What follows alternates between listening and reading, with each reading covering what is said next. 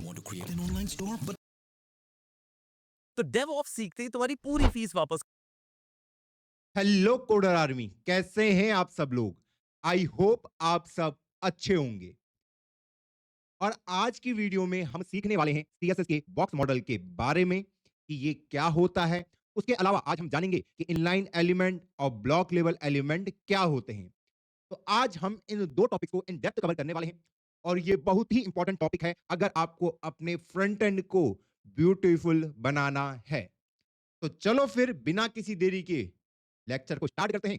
और एक काम जो आप सबको करना है, पहले वीडियो को लाइक कर दो। तो आज हम सीखने वाले हैं बॉक्स मॉडल के बारे में। ये क्या होता है भैया, अभी हमें भी नहीं पता। एक काम करते हैं, सीधा प्रैक्टिकली करना स्टार्ट करते हैं। तो मनीष के कोर्स को डालते हैं हम प्रीवियस कोड के अंदर और ये हो चुका अपना ओपन। आज अपना है डे 2 सीएसएस का। तो यहाँ पे सबसे पहले एक फाइल हम क्रिएट कर देते हैं index.html और एक सीएसएस फाइल भी हम यहाँ पे ले आते हैं style.css। चलिए, तो अब हम अपना कोडिंग स्टार्ट करते हैं। पहले बॉयलर प्लेट कोड को ले आते हैं और अब यहाँ पे लिखते हैं हेलो कोडर आर्मी S2 में स्ट्राइक इज कमिंग सून, जो हमारा नेक्स्ट प्रोजेक्ट है।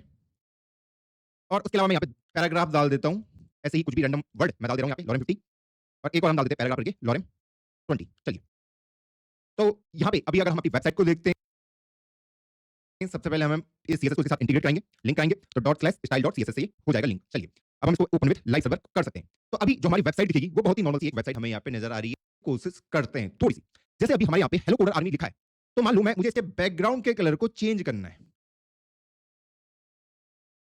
इसके बैकग्राउंड के कलर को मान लो हम ऑरेंज कर देते हैं। तो अगर हम अपने यूआई पे देखें तो हमें ये पूरा जो कंटेंट है, ये इसका जो बैकग्राउंड कलर है, ये कैसा हो चुका है, ऑरेंज हो चुका है स्टार्टिंग से लेके लास्ट तक। ओके, हाँ। अब मेरा सवाल ये है, ये जो कंटेंट यहाँ पे है, क्या मैं ये जो बॉक्स, एक रेक्टेंगल बॉक्स तो हमें नजर आ रहा है यहाँ पे इस तरीके से एक रेक्टेंगल बॉक्स, हाँ, अगर मैं बोलूं क्या मैं इसकी हाइट और विड्थ को सेट कर सकता हूं। मैंने कहा ये जो बॉक्स है ना, ये आपको बॉक्स टाइप का दिख रहा है, रेक्टेंगल टाइप का, ये जिसमें ये कंटेंट है, जैसे मैंने कहा इसके बैकग्राउंड कलर को ऑरेंज कर दो, तो H1 का जो बैकग्राउंड कलर है वो क्या हो गया, ऑरेंज हो चुका है। क्या मैं इसकी हाइट और विड्थ को चेंज कर सकता हूं। तो मान लो मैंने हाइट दे दी इसके लिए 300 पिक्सल, तो देखते हैं क्या इसकी हाइट चेंज हुई। हाँ भैया, हाइट तो इसकी चेंज हो गई। इसको थोड़ा सा छोटा करते, ज्यादा जूम हमने कर लिया है। ओके, पिक्सल, तो क्या इसकी विड्थ चेंज हो गई। हाँ भैया, इसकी विड्थ भी चेंज हो गई है। थोड़ा सा बढ़िया करते हैं, 300 पिक्सल कर देते हैं, तो हम देख सकते हैं कि हाँ, ये जो मेरा H1 है, इसके मैं हाइट और विड्थ को क्या कर सकता हूं, चेंज कर सकता हूं। क्लियर है ये चीज। हाँ जी भैया, ये चीज तो हमें क्लियर है। अब मैं आपसे बोल रहा हूं, क्या मैं यहाँ पे बॉर्डर दे सकता हूं। बॉर्डर क्या होता है अभी पता चल जाएगा आपको। तो एक काम करते हैं, इस पूरे को करते हैं, इसके साथ मर्ज कराते हैं और इनको साइड बाय साइड ओपन करते हैं, ताकि हमें दिखता रहे कि हम यहाँ पे क्या मौका खेल रहे हैं। तो अगर अभी हम यहाँ पे देखें, तो मान लो मैंने यहाँ पे दे दिया, जो बॉर्डर का हमारा विड्थ होगा 5 पिक्सल का होने वाला है। अभी इस H1 के अंदर कुछ भी चेंज नहीं होगा। अच्छा, जो बॉर्डर का स्टाइल होगा वो मान लो मैंने लिख दिया सॉलिड। ओके, और जो बॉर्डर का क्या होगा, यहाँ पे देखो ऑप्शन आ रहे हैं मेरे पास, बॉर्डर रेडियस पूछा है, बॉटम पूछा है, कलर पूछा है। तो जैसे ही मैंने इसके कलर को कुछ मार्क किया ब्लैक, तो आप देखोगे इसका ब्लैक कलर यहाँ पे प्रकट हो चुका है। इवन मैं इसको चेंज करके ग्रीन भी बना सकता हूँ। तो जैसे ही मैंने ये तीन चीजें यहाँ पे इंट्रोड्यूस करी, तो आप देख सकते हैं ये जो H1 हेडिंग है, ये बॉक्स है जो हमें दिखा भी, इसके ऊपर बॉर्डर प्रेजेंट हो चुका है। अगर मैं इसकी वैल्यू को 15 कर दूं, 15 पिक्सल, तो क्या कुछ चेंज होगा। हाँ भैया, कुछ तो चेंज हुआ है, यहाँ पे कुछ तो चेंज हुआ है। तो मेरा जो कंटेंट था वो ये था, ये मेरा कंटेंट था। हाँ, तो इसके ऊपर मैंने बॉर्डर सेट कर दिया। क्या सेट कर दिया, बॉर्डर सेट कर दिया। जैसे अभी आपको यहाँ पे बॉर्डर नजर आता होगा, दिख रहा होगा। मैं क्या यहाँ पे जो बॉर्डर का स्टाइल है इसको चेंज कर सकता हूँ। मैंने कहा मैं यहाँ पे डॉटेड भी डाल सकता हूँ। तो अगर आप देखोगे इसका बॉर्डर डॉटेड फॉर्म में हमें दिखेगा। मैं इसके बॉर्डर को और कौन कौन सा दे सकता हूं, आपको यहीं पे ऑप्शन मिल जाएगा। डैश हो गया, जैसी डैश डालूंगा तो आप देखोगे यहाँ पे वो डैश के फॉर्म में आपको नजर आएगा। ये देखो डैश डैश इसका बॉर्डर क्रिएट हो गया। तो फिलहाल के लिए हम इसके बॉर्डर को सॉलिड ही रखते हैं और इसको 10 पिक्सल। तो इस तरीके से हमने देखा कि हमारे पास कोई कंटेंट था। सबसे पहले ये, इसको अगर मैं ऐसे कर दूं, तो सबसे पहले सिंपल हमारे पास ये था। इसके बगल में मैं बॉर्डर को ऐड कर सकता हूं, बॉर्डर को ऐड कर सकता हूं। और बॉर्डर कैसे होगा, इन तीन प्रॉपर्टी को मुझे अप्लाई करना पड़ेगा, जहां पे मुझे सब कुछ बताना पड़ेगा कि भैया मेरा जो बॉर्डर होगा उसकी जो विड्थ होगी वो कितनी होगी। तो 10 पिक्सल इधर को भी, इधर को भी, इधर को भी और ऊपर भी सॉलिड होगा, जो ये आपको सॉलिड नजर आ रहा है। और कलर क्या होगा, ग्रीन। जैसे आप इन तीनों को इंट्रोड्यूस इसके अंदर कर देते हैं, इसके पास बॉर्डर आ जाता है। क्लियर, हाँ जी। अब इसका शॉर्ट फॉर्म नोटेशन भी हमारे पास प्रेजेंट है। अभी तो मुझे इतनी 3 लाइन लिखनी पड़ी है, लेकिन अगर मैं शॉर्ट फॉर्म में लिखूं तो मुझे यहाँ पे लिखना बॉर्डर, हाँ, मुझे बॉर्डर कितना 10 पिक्सल, सॉलिड, ग्रीन। जैसे ये डालूंगा ये होगा। दिक्कत वाली चीज आपको यहाँ दिक्कत नजर आ रही है।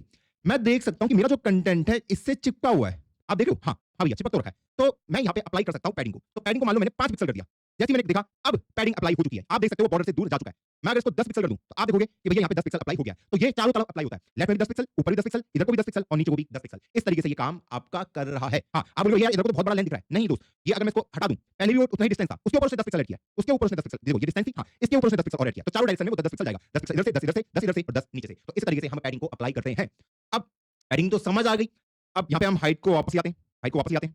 जैसे मैंने हाइट करा, इस पैडिंग को एक बार करते हैं। देखो पहले हमारा पूरा कंटेंट चिपका हुआ था, ये देखो जैसे मैंने करा तो हर डायरेक्शन से 10 पिक्सल वो खिसकना स्टार्ट हो जाएगा, इधर से भी, ऊपर से भी, इधर से भी और नीचे से भी। ओके, अब सवाल यहाँ पे ये है, अब एक और टर्म यहाँ पे आती है मार्जिन। क्या आती है मार्जिन, अभी मार्जिन को देखते हैं। फिलहाल मैं पहले H2 को भी पकड़ता हूँ, जो हेडिंग 2 है अपनी, और उसके बैकग्राउंड कलर को हम कर देते हैं पिंक। तो आप देख सकते हैं उसका बैकग्राउंड कलर पिंक हो चुका है, उसको बॉर्डर वगैरह दे देते हैं 2 पिक्सल सॉलिड ब्लू। चलिए, अब हमें यहाँ पे ये भी नजर आ रहा है। अब हम देखते हैं मार्जिन। अब जैसे ही अगर आप यहाँ पे देखोगे कि मान लो मुझे इनके बीच का डिस्टेंस बढ़ाना है, इन दोनों के, इसको मैं कैसे बना सकता हूँ? तो यहाँ पे जैसे मैं मार्जिन को 10 पिक्सल करता हूँ, तो आप देखोगे मार्जिन बढ़ जाएगा और वो बढ़ेगा हर डायरेक्शन में। देखो ये हिला ना, आपको दिखा ये हिलते हुए? मैं अगर इसको हटाऊँ, पहले ये पास-पास रहेंगे, ठीक है? जैसे ही मैंने मार्जिन को 10 पिक्सल दिया, देखो ये बॉक्स हिला, तो इधर से भी 10 पिक्सल, ऊपर से भी 10, इधर से भी 10 और नीचे से भी 10। अगर मैं इसको थोड़ा-सा 30 पिक्सल कर दूँ, तब आपको और बड़ा दिखेगा। देखो, नीचे वाला भी 30 हो गया, इधर वाला भी 30, ऊपर वाला भी 30 पिक्सल और इधर वाला भी 30 पिक्सल। तो इस तरीके से हमारा मार्जिन काम कर रहा है दोस्त। तो यहाँ पे सबसे पहले क्या हुआ, एक बार इसको फिर से डिटेल में जानते हैं। तो जैसे अगर हम यहाँ पे आते हैं, तो सबसे पहले जब भी हम कोई भी कंटेंट लिखते हैं, मान लो मैंने अपनी स्क्रीन में जैसे प्रिंट करा, हेलो कोडर आर्मी, तो ये वाला हो जाता है मेरा क्या? कंटेंट वाला बॉक्स। कौन सा बॉक्स? ये हो जाता है मेरा कंटेंट। ये बॉक्स है मेरा कंटेंट का। यहाँ पे अगर मैं आपको दिखाऊं भी सीएसएस बॉक्स मॉडल, इस पे अगर हम क्लिक करके जाते हैं, तो यहाँ पे ये 4 लेयर पे प्रेजेंट होता है। पहली लेयर आपके कंटेंट की होती है, अगली लेयर आपकी पैडिंग की होती है, उसके बाद बॉर्डर और लास्ट में आपका आता है ऑटोमेटिकली आपके दिमाग के अंदर खुद ब खुद घुस जाएंगी। तो चलो यहाँ पे आते हैं। तो जैसे मैं यहाँ पे लिखता हूँ हेलो कोडर आर्मी, तो ये जो है सबसे पहला लेवल आता है हमारे किसका? कंटेंट का। जब हमने देखा था ना सबसे पहले, ये जैसे अगर हम यहाँ पे देखें, इस पैराग्राफ को अगर मैं पकड़ूं पी को, उसके बैकग्राउंड कलर को अगर मैं ब्लू कर दूं, तो आप देखोगे पी का बैकग्राउंड कलर ब्लू हो चुका होगा। ये देखो, ये कंटेंट वाला है। ओके, ये देखो, ये नजर भी नहीं आ रहा है, इसको थोड़ा सा बढ़िया सा कलर करते हैं, एंटी व्हाइट या एक्वामारीन सही रहेगा, जो दिखेगा भी हमें। कहाँ? तो आप देख सकते हो जो पैराग्राफ वाला है, तो अभी ये सिर्फ कंटेंट वाला प्रेजेंट है। इसके ऊपर मैं बाकी चीजें अप्लाई कर सकता हूं। अगला लेवल क्या आता है कि मैंने मान लो बॉर्डर ऐड कर दिया। क्या ऐड कर दिया? बॉर्डर। तो अगर मैंने इसके ऊपर बॉर्डर ऐड किया, तो ये अभी फिलहाल के लिए बॉर्डर ऐसा कुछ नजर आएगा हमें, बिल्कुल चिपका हुआ इससे। मान लो बॉर्डर मैंने 2 पिक्सल का किया है, तो ऐसे नजर आएगा। लेकिन जैसे ही मैं पैडिंग ऐड करता हूं, तो पैडिंग मान लो 5 पिक्सल कर दी, तो ये हर डायरेक्शन से 5-5 पिक्सल बढ़ जाएगा। तो उसके बाद अगले लेवल आता है हमारे पास पैडिंग का। ये हो जाएगा मेरा पैडिंग का। फिर उसके बाद अगला लेवल आता है हमारे पास बॉर्डर का, और लास्ट लेवल होता है हमारे पास किसका? मार्जिन का। तो ये इस तरीके से 4 लेवल पे प्रेजेंट रहता है। ये पहला वाला कंटेंट हो गया, ये वाला मेरा पैडिंग हो गया, तो मैं पैडिंग मार्क कर देता हूं। अगला वाला मेरा क्या हो गया? ये हो गया मेरा बॉर्डर, और लास्ट वाला अपना हो जाएगा मार्जिन। ये लास्ट वाला ब्लॉक टेबल क्या हो जाएगा? अपना मार्जिन। तो इस तरीके से ये काम सबसे पहले उसको वो जाता है रेक्टेंगल बॉक्स के पास, जो कि जिसको हम कहते हैं, इसके ऊपर अगर मैं पैडिंग ऐड कर दूं से भी और इधर से भी, तो सबसे पहले लेवल हमारा किसका होता है? तो बॉर्डर है मेरे कंटेंट के साथ टच ना हो, जैसे हम पहले देख रहे थे यहाँ पे, है ना? तो उसके लिए हम क्या लगाते हैं? पैडिंग लगाते हैं। और मार्जिन, ये देखो मार्जिन इस तरीके से अप्लाई, तो हम देख रहे थे ये टच हो रहे थे, लेकिन जैसे ही मैंने यहाँ पे पैडिंग अप्लाई करी, तो भैया बॉर्डर और किसमें? कंटेंट में। अब यही काम है, उसमें अटैच होता है, लेकिन मुझे बॉर्डर और कंटेंट को दूर करना है। अब इसके बाद आगे क्या है? अब दोस्तों एक इंटरेस्टिंग चीज जो मैं आपको यहाँ पे दिखा सकता हूँ, इसको इंस्पेक्ट, इसको अगर मैं स्क्रॉल करता हूँ, इसको थोड़ा सा ऊपर कर देते हैं, इसको स्क्रॉल करा, तो यहाँ पे आपको आपका बॉक्स मॉडल नजर आ रहा होगा। ये देखो, ये देखो, आपको दिख रहा है ये देखो, ये मेरा कंटेंट हो गया, ये मेरा पैडिंग हो गया, आपको कलर नजर दिख रहे होंगे, ये आपका बॉर्डर हो गया और ये आपका मार्जिन हो गया। और यहाँ पे उसने सारी डिस्टेंस भी आपको मार्क करके दे दी है, क्योंकि मैंने जो H1 है, H1 के अंदर हमने क्या-क्या लगाया, मार्जिन दे रखा था अपना 30 पिक्स के बाद क्या-क्या सीएसएस अप्लाई करें, इसके बारे में काफी इंफॉर्मेशन ये दे रहा है कि भैया यहाँ पे जो इसकी हाइट है अप्लाई कर सकते हैं। जैसे मान लो मैं अभी H1 के साथ ही खेल रहा हूँ, अभी मान लो अभी हम कुछ देर के लिए सिर्फ H1 के साथ ही खेलते हैं। जैसे इसको अटैच हो चुका है। अब देखो दोस्तों, अभी ये जो है इसके साथ मैंने हाइट और विड्थ दी है। मान लो मैं बॉर्डर सिर्फ टॉप पे देना चाहता हूं। कहां पे? टॉप पे। तो यहां पे मैं लिख सकता हूं बॉर्डर टॉप, हां, कितने का? 10 पिक्सल सॉलिड ब्लैक। तो आप देखोगे जैसे ही मैंने इसको लिखा, सिर्फ टॉप पे ही उसका क्या है? बॉर्डर आया है। यही काम आप, अगर आपको सिर्फ राइट साइड में देना है, तो आप राइट साइड का लिख सकते हैं, तो आप बॉर्डर सिर्फ राइट साइड में आएगा। सेम आप बॉटम में देना है, तो बॉटम में।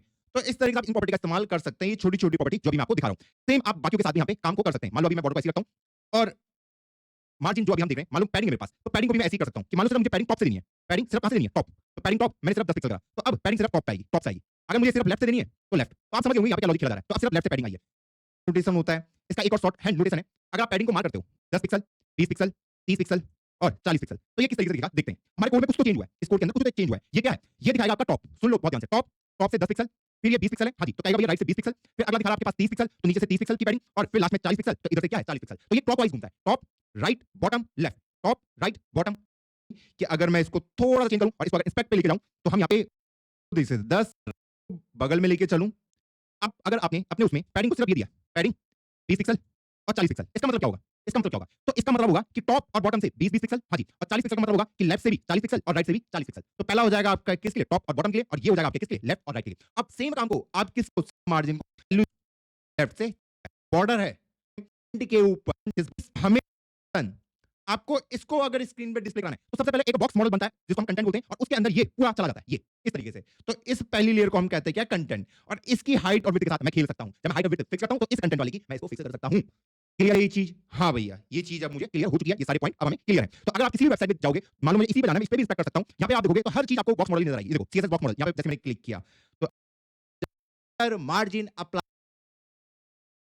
कर सकते हैं और यही कहता है आपका सीएसएस का बॉक्स मॉडल। अभी एक और इंटरेस्टिंग चीज जो हम इस पे देख सकते हैं, क्या देख सकते हैं? जैसे अभी हम इसको देखें तो देखो यार ये कैसा है, ये स्क्वायर बॉक्स टाइप का दिख रहा है मुझे, ये रेक्टेंगल बॉक्स टाइप का दिख रहा है। मैं इसके ऊपर एक और प्रॉपर्टीज हो गए होंगे, ये मत, आने वाली क्लास में हम प्रोजेक्ट्स भी बनाएंगे। ब्लॉक एलिमेंट ये कौन होते हैं? तो अगर मैं ब्लॉक, जो आपका हेडिंग है H1 H2 H3 up to H6 paragraph हो गया, ये सब आपके ब्लॉक एलिमेंट होते हैं। वहीं अगर मैं इनलाइन एलिमेंट की बात करूं, ये कौन से होते हैं? जो आपका एंकर टैग हो गया, जो आपका स्पैन टैग हो गया, ऐसे और भी बहुत सारे। हम क्या करते हैं, एक नई फाइल बनाते हैं, इसको मैं काट, चलिए ऐसा दिख रहा है। अगर मैं आपसे बोलूं कि ये पूरा एक मेरा पैराग्राफ था, हाँ मैं कह रहा हूं कि मुझे सिर्फ इस पार्ट का, सिर्फ इसका बैकग्राउंड कलर को चेंज करना है, सिर्फ इतने पार्ट का, या फिर इसके टेक्स्ट के कलर को ब्लू करना है, तो उसको मैं कैसे कर सकता हूं? तो यहाँ पे हमें हेल्प करता है स्पेन टैग, जो सिलेक्टिवली सिर्फ उसी पोर्शन को सिलेक्ट कर सकता है। कैसे? तो मैं जाऊंगा यहाँ पे, मुझे मान लो इसका चेंज करना था कलर, तो यहाँ पे मैं लगा सकता हूँ स्पेन टैग और इसको कर लूंगा कॉपी और इसको डालूंगा स्पेन टैग के अंदर, ऐसे करके। अब इस टैग की हेल्प से मैं यहाँ पे लिखूंगा स्पेन एलिमेंट को सिलेक्ट किया, उसके कलर को ब्लू कर दो, तो अब उसका कलर ब्लू हो जाएगा। तो आप देखोगे सिर्फ इसी का, जिसका कलर मुझे ब्लू करना था, उसका कलर मैं ब्लू कर चुका हूं। तो एक पर्टिकुलर पोर्शन, सिर्फ एक ही, ये मत समझना कि सिर्फ एक ही वर्ड, आप इसके अंदर कितने भी कुछ भी डाल सकते हो। मतलब आपको इसको डालना है, इसको भी चेंज करना है, तो वहां पे हम स्पेन टैग का लिए, ये हम समझ गए। पर अभी ये नहीं समझे भैया कि ब्लॉक लेवल और इनलाइन एलिमेंट में डिफरेंस क्या है। चलिए समझते हैं। तो यहाँ पे फिलहाल मैं ऐसी स्पेन टैग लिख देता हूँ, स्पेन आई हमारा क्या है, ब्लॉक लेवल एलिमेंट है। तो देखो सबसे बेसिक डिफरेंस आप ऐसे करके देख सकते हैं कि जैसे ही मैं इसके बैकग्राउंड कलर को चेंज करता हूं और मान लो इसके मैंने बैकग्राउंड कलर को एक्वा मार्क कर दिया, तो आप यहाँ पे एक चीज देखना कि ये जो हेडिंग है, ये जो है, ये पूरी विड्थ को ले रहा है। जो ब्लॉक लेवल के एलिमेंट होते हैं वो आपकी पूरी विड्थ को कंज्यूम करते हैं, यहां से लेके लास्ट तक। वहीं अगर मैं आपको इनलाइन एलिमेंट जो हमारा स्पैन टैग वाला था, उसको अगर मैं आपको दिखाऊं, मान लो उसके बैकग्राउंड कलर को मैं पिंक करता हूं, तो आप यहाँ पे देखोगे वो सिर्फ पूरी विड्थ नहीं लेगा, यहां से लेके यहां तक की विड्थ नहीं लेगा। जितनी उसको चाहिए सिर्फ उतनी ही ये विड्थ लेता है। इसको यहां से लेके यहां तक की विड्थ, ये वाली विड्थ क्यों नहीं ली जो बगल में? तो दोस्तों यहाँ पे ये होता है कि जब आपका ये फाइल होती है, इसमें कुछ डिफॉल्ट मार्जिन और डिफॉल्ट पैडिंग ऐड रहती है, जो सब पे एप्लीकेबल होती है डिफॉल्ट वाली, उसको मैं ओवरराइड कर सकता हूं। तो सब ये होगा कि भैया जितने भी इसके अंदर लो, कुछ डिफॉल्ट नहीं हो गया अगर मैं 20 पिक्सल लगाया, ये कैसे अप्लाई हो रहा है? पहले स्टार क्या कह रहा है? स्टार है हमारे पास यूनिवर्सल सेलेक्टर। यूनिवर्सल सेलेक्टर क्या कहता है कि जितने भी टैग यहाँ पे बॉडी है, H1 है, H2 है, सब है, सबके ऊपर पहले ये वाले मार्जिन लगा दो कि सबके ऊपर 0 पिक्सल का मार्जिन होना चाहिए। हम इसको ओवरराइड कर देगा क्योंकि 0 पिक्सल ओवरराइड हो चुका होगा, इसलिए आपको यहाँ पे 20 पिक्सल का दिख रहा है। क्लियर है? बोल ब्लॉक लेवल एलिमेंट का सिंपल ही है कि इसको यहाँ से लेकर यहाँ तक की विड्थ रही होगी, तो इसने इनलाइन ने जितनी इसको रिक्वायर्ड थी, तो ये हो गया इनके बीच का पहला डिफरेंस। दूसरा डिफरेंस कि जो मेरे ब्लॉक लेवल एलिमेंट होते हैं ये हमेशा न्यू लाइन से ही स्टार्ट होते हैं। जैसे अगर मैं देखूं, ये जो H2 है, ये भी मेरा क्या है, ब्लॉक लेवल एलिमेंट ही है। मैं आपको दिखा देता हूं, H2 पर करते हैं, इसके बैकग्राउंड कलर को भी चेंज कर देते हैं, इसके कर देते हैं हम ब्राउन। तो आप देखोगे इसका बैकग्राउंड कलर ब्राउन हो चुका है और ये देखो ये H2 नई लाइन से स्टार्ट हुआ, यानी कि यहां से स्टार्ट हो गया। स्पैन वाला अलग तरीका, स्पैन क्या है, आई एम सेकंड। आप जैसे देखोगे वो उसके अब जब स्पेस अवेलेबल नहीं रहेगा तब वो नई लाइन पे जाएगा। देखो जब आप इधर स्पेस अवेलेबल नहीं था तो अब और विड्थ लगा सकते हैं। ये देखो इसकी हाइट 300 पिक्सल हो गई, विड्थ बोलूं इसको 200 पिक्सल कर देते हैं, तो इसको 300 कर देते हैं, इसको 200 कर, मेरे ऊपर हाइट और विड्थ अप्लाई करते हैं तो मैं उसको अप्लाई होने दूंगा। तो आप देख सकते हैं इसकी हाइट और विड्थ चेंज हो चुकी है।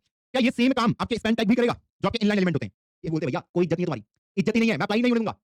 देख लो मना कर दिया स्पैन टैग में, नहीं होने दूंगा। जो आपके इनलाइन एलिमेंट है ये इसको अप्लाई नहीं होने देते अपने ऊपर दोस्त। ये इनके बीच का तीसरा इंपॉर्टेंट डिफरेंस है। अब चौथा डिफरेंस क्या है? अगर आप ये डॉक खोलोगे, यहाँ पे मैंने सब कुछ यहाँ पे मार्क करके आपको दे रखा है कि इनके बीच में क्या क्या दिक्कतें हैं, क्या क्या इनकी चीजें, ये बातें करते हैं। अगर आप, जो अभी तक हम देखते हुए आ रहे हैं, अगर आप ब्लॉक लेवल एलिमेंट के ऊपर पैडिंग अप्लाई करते हैं, जैसे अगर मैं पैडिंग को अप्लाई करूं 40 पिक्सल, तो आप देखोगे ये पैडिंग को अप्लाई होने देगा। मैं अगर इसके ऊपर मार्जिन लगाता हूं 50 पिक्सल, तो ये मार्जिन को भी अप्लाई होने देगा। देख लो पूरी तरीके से अप्लाई होने दे रहा है ना? इनलाइन एलिमेंट कहता है, ध्यान से सुनना मेरी बात, इनलाइन एलिमेंट कहता है कि अगर आपको पैडिंग अप्लाई करनी है तो मैं सिर्फ हॉरिजॉन्टल ऐसे में पैडिंग को अप्लाई होने दूंगा, वर्टिकल नहीं होने दूंगा। मार्जिन के लिए भी सेम कहानी बोलता है कि अगर आपको मार्जिन अप्लाई करना है तो मैं हॉरिजॉन्टल वे में तो अप्लाई होने दूंगा, वर्टिकल वे में नहीं होने दूंगा दोस्त। ये आपका क्या नहीं है, कहता है, ध्यान से सुनना मेरी बात, इनलाइन एलिमेंट कहता है कि अगर आपको पैडिंग अप्लाई करनी है तो मैं सिर्फ हॉरिजॉन्टल ऐसे में पैडिंग को अप्लाई होने दूंगा, वर्टिकल नहीं होने दूंगा। मार्जिन के लिए भी सेम कहानी बोलता है कि अगर आपको मार्जिन अप्लाई करना है तो मैं हॉरिजॉन्टल वे में तो अप्लाई होने दूंगा, वर्टिकल वे में नहीं होने दूंगा दोस्त। ये आपका कौन कहता है? इनलाइन एलिमेंट कहते हैं। प्रूफ करना है, चलो करते हैं।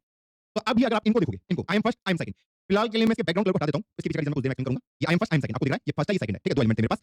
मैं अगर इसको बोलूं, अगर मैं यहां पे जाता हूं, एक काम करते हैं, यहाँ पे एक स्टाइल मार्क कर देता हूँ जिसमें कलर इसको दे देता हूँ पिंक, टेक्स्ट कलर पिंक नहीं यार, ग्रीन दे देते हैं और इसके वाले को दे देता हूँ मैं कुछ अलग कलर ताकि मुझे दिखे कि हाँ 2 हैं वहाँ पे। इसके वाले को दे देता हूँ मैं, क्या दे सकते हैं? ब्लू, ताकि मुझे दिखे कि हाँ 2 हैं यहाँ पे अलग-अलग। किसको देना है? कलर को। हाँ, मैंने इनलाइन स्टाइल लगाई है, कोई दिक्कत नहीं है। चलो I am first, I am second, मुझे यहाँ पे नज़र तो आ रहा है। ओके, अब देखो यहाँ पे। दोस्तों ध्यान से देखना इनके बीच में, ठीक है? पहले मैं आपको पैडिंग करके यहाँ पे दिखाता हूँ इसके ऊपर।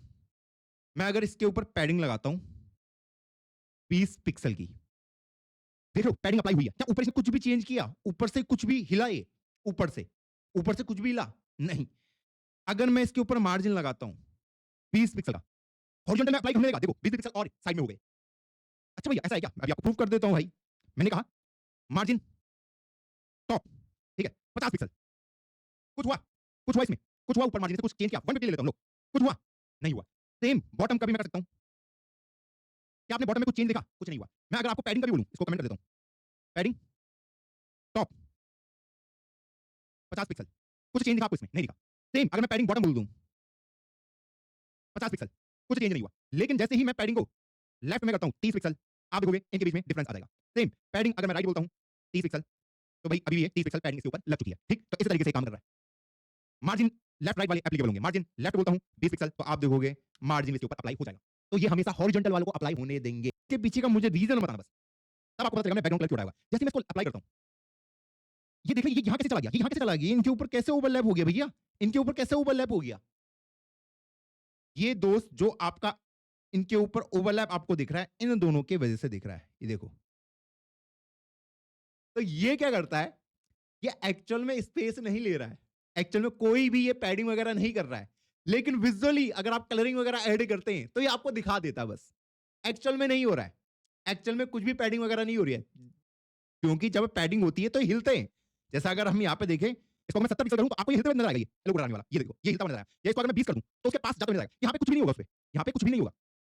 सिर्फ यहाँ पे क्या हुआ कि अगर मैं बैकग्राउंड कलर को ये देखो, बस इसी पे बच्चे कंफ्यूज होते हैं। आपको बस ये ध्यान रखना है कि भैया ये सिर्फ विजुअली इसको दिखा रहा है पर अप्लाई नहीं हो रहा है। इस पॉइंट को ध्यान रखना। अब हमें अब डिफरेंस पता चल चुका है। अब अगर मान लो मुझे किसी ब्लॉक लेवल एलिमेंट को इनलाइन बनाना है तो मैं कैसे बना सकता हूँ? बहुत ही सिंपल है। आपको कुछ नहीं करना। आपको लिख देना है डिस्प्ले इनलाइन।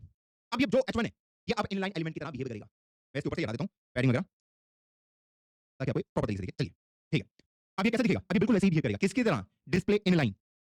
इसमें हाइट और विड्थ का कुछ भी फर्क नहीं पड़ा है। कुछ भी फर्क नहीं पड़ा है। कुछ भी फर्क नहीं पड़ा है। देख लो, जितनी इसको स्पेस की रिक्वायरमेंट थी उतनी इसने स्पेस ली है। ओके? मैं अगर इसको भी डिस्प्ले इनलाइन कर दूं, H2 वाले को भी, तो अब आप देखोगे कि दोनों इनलाइन एलिमेंट की तरह बिहेव करेंगे। ये एक के बाद एक आ रहे हैं। Hello good morning, strike is coming soon. एक के बाद एक आ रहे हैं। मैं स्पैन वाले को ब्लॉक लेवल पे कन्वर्ट कर सकता हूं। Display block level. तो अब आप देखोगे ब्लॉक की तरह बिहेव करेगा। I am first, I am second, इस तरीके से। क्योंकि अब इसमें हाइट और विड्थ एप्लीकेबल हो जाएगी। तो इनको मैं फिलहाल के लिए कमेंट कर देता हूं ताकि आपको ये अच्छे से दिखे। चलिए, ये भी अब हमें समझ आ चुका है। अब हम अगला देखते हैं इनलाइन ब्लॉक डिस्प्ले में। इसमें क्या होता है? इसको पहले मैं हटा देता हूं। ये क्या कहता है? तो हम अपने डॉक पे चलते हैं। यहाँ पे ये इसके बारे में क्या कहना चाहता है, उसको देखते हैं एक बार। तो अगर हम यहाँ पे देखिए, थोड़ा स्क्रॉल करें, डिस्प्ले कंट्रोल वगैरह, display inline block, the best of both worlds. This is a hybrid board, the element will sit on the same line as other element like inline. Clear? हाँ, ये बिल्कुल ऐसे सिट करेंगे जैसे मेरे कौन से बैठे हैं inline element, but it will respect width, height, margin top, margin bottom like block. लेकिन ये किसको रिस्पेक्ट देंगे? जो हाइट होती है, विड्थ होती है, जो मार्जिन टॉप होता है, बॉटम होता है, पैडिंग टॉप, बॉटम, उन सबको रिस्पेक्ट देंगे। उनको उसको अप्लाई करना पड़ेगा। हाँ, creating a grid of cards, ये इसने एग्जांपल यहाँ पे दे रखा है। तो ये क्या कह रहा है? इसने दोनों का ही या एक हाइब्रिड मॉडल हो गया जिसमें इसने दोनों का ही बेस्ट वर्जन उठा दिया, दोनों का। तो ये क्या होता है? चलो समझते हैं। तो यहाँ पे अगर हम देखें, मैं अगर इसको कर दूं डिस्प्ले, पहले नीचे वाले को करते हैं। पहले मैं इसको करता हूँ, S2 वाले को, ताकि मैं समझ आए। आप अगर यहाँ पे देखोगे डिस्प्ले इनलाइन ब्लॉक, जैसे मैं इसको इनलाइन ब्लॉक करता हूँ, तो जितनी इसको स्पेस की रिक्वायरमेंट थी, स्ट्राइक इज कमिंग सून को, उतनी इसने स्पेस ली, उतनी विड्थ ली है। हाँ, मैं इसके ऊपर हाइट और विड्थ फिक्स लगा सकता हूँ कि हाइट मान लो मैंने 200 पिक्सल कर दी। मैं इसको दिखा देता हूं। बिहेव कर रहे हैं इनलाइन एलिमेंट की तरह बिहेव कर रहे हैं, तो दोनों की तरह इनका बिहेवियर सेट हो चुका है। ये कह रहा है ये एक ऐसा एलिमेंट है, आप इसके अंदर हाइट विड्थ सब सेट कर सकते हैं। हाँ, एलिमेंट है, उसकी हमने हाइट विड्थ फिक्स कर दी, लेकिन राइट में स्पेस बचा हुआ था, लेकिन वहां पे कोई नया एलिमेंट नहीं आ सकता था। लेकिन जैसे ही मैंने उसको इनलाइन ब्लॉक करा, तो अब उसके राइट साइड में कोई और एलिमेंट आ सकता है। तो इसने दोनों ही वर्ड का बेस्ट कॉम्बिनेशन उठा के अप्लाई कर दिया, और इस तरीके से हमारा ये पूरा सिस्टम क्रिएट हो गया दोस्त।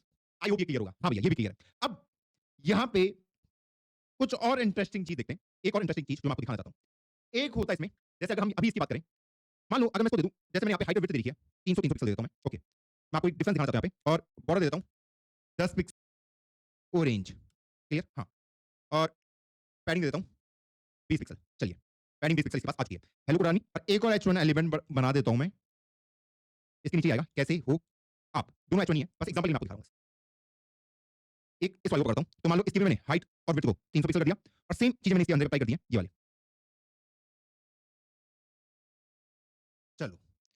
ये मैंने अप्लाई करा है। अब मैं यहाँ पे एक चीज यहाँ पे इसके नीचे अप्लाई कर रहा हूँ, बॉक्स साइजिंग, बॉर्डर बॉक्स। और इसका जो बॉक्स साइजिंग है, ये बॉक्स साइजिंग क्या कहता है उसको समझते हैं। इसका बाय डिफॉल्ट कंटेंट बॉक्स ही होता है। अगर आप कुछ नहीं डालोगे तो बॉक्स साइजिंग इसका कंटेंट बॉक्स ही होगा। ये क्या होता है इसको समझते हैं। इसको मैंने स्क्रीन को वो कर लिया। ओके, तो हमारी स्क्रीन में ये हमें नजर आ रहा है। अब यहाँ पे अगर मैं इंस्पेक्ट एलिमेंट पे जाता हूँ, आपको एक बहुत ही इंपॉर्टेंट चीज मैं अब दिखाने वाला हूं दोस्तों, बहुत ध्यान से सुनना। आप देखोगे मैंने इसकी हाइट और विड्थ को, H1 के हाइट और विड्थ को क्या लिया था 300 पिक्सल और विड्थ को लिया था 300 पिक्सल। ओके, तो अगर मैं इस पे क्लिक करता हूं तो मुझे पता है ये मुझे इस पे लेके चला जाएगा, जहां पे इसके बारे में सब कुछ मेंशन होगा कि भैया जो मेरा कंटेंट है वो 300 इंटू 300 पिक्सल का है। बिल्कुल सही बात है, हाइट और विड्थ। हाँ, तो हाइट और विड्थ वाला ये वाला हो गया। हाँ, मैंने पैडिंग कितनी अप्लाई करी थी, 20 पिक्सल की करी थी, 20 पिक्सल की करी थी हर डायरेक्शन में। बॉर्डर मैंने कितना दिया था, 10 पिक्सल का दिया था, तो 10 पिक्सल का वहां पे बॉर्डर मुझे यहाँ पे नजर आ रहा है। अब अगर आप यहाँ पे देखोगे इस वाले को, यहाँ पे अगर आप ध्यान दोगे, मैंने यहाँ पे हाइट और विड्थ 300 पिक्सल ली थी, लेकिन अगर आप यहाँ पे ध्यान दोगे, यहाँ पे ये 240 इंटू 240 हो गया। बाकी कहाँ गया, बाकी कहाँ गया, मैंने 300 300 करे थे ना, जैसे मैंने इस पे हाइट और विड्थ करी थी तो ये इसका 300 300 आ रहा है, लेकिन इस नीचे वाले का कंटेंट वाला 240 इंटू 240 आ रहा है। तो 7 7 कहाँ गए, वो कहीं नहीं गए। 20 और 10 30, 240 कितना होता है आपका, 270 280 290 और ये 10 300। तो इसमें ये होता है कि जब आप बॉक्स साइजिंग को बॉर्डर बॉक्स मार्क करते हैं तो उस समय जो हाइट और विड्थ होती है वो सिर्फ कंटेंट की नहीं होती है, उसमें कंटेंट वाला भी इंक्लूड होगा, पैडिंग भी इंक्लूड होगा और आपका बॉर्डर भी इंक्लूड होगा। ये तीनों चीजें इंक्लूडेड होंगी हाइट और विड्थ के अंदर। पॉइंट नोट करो।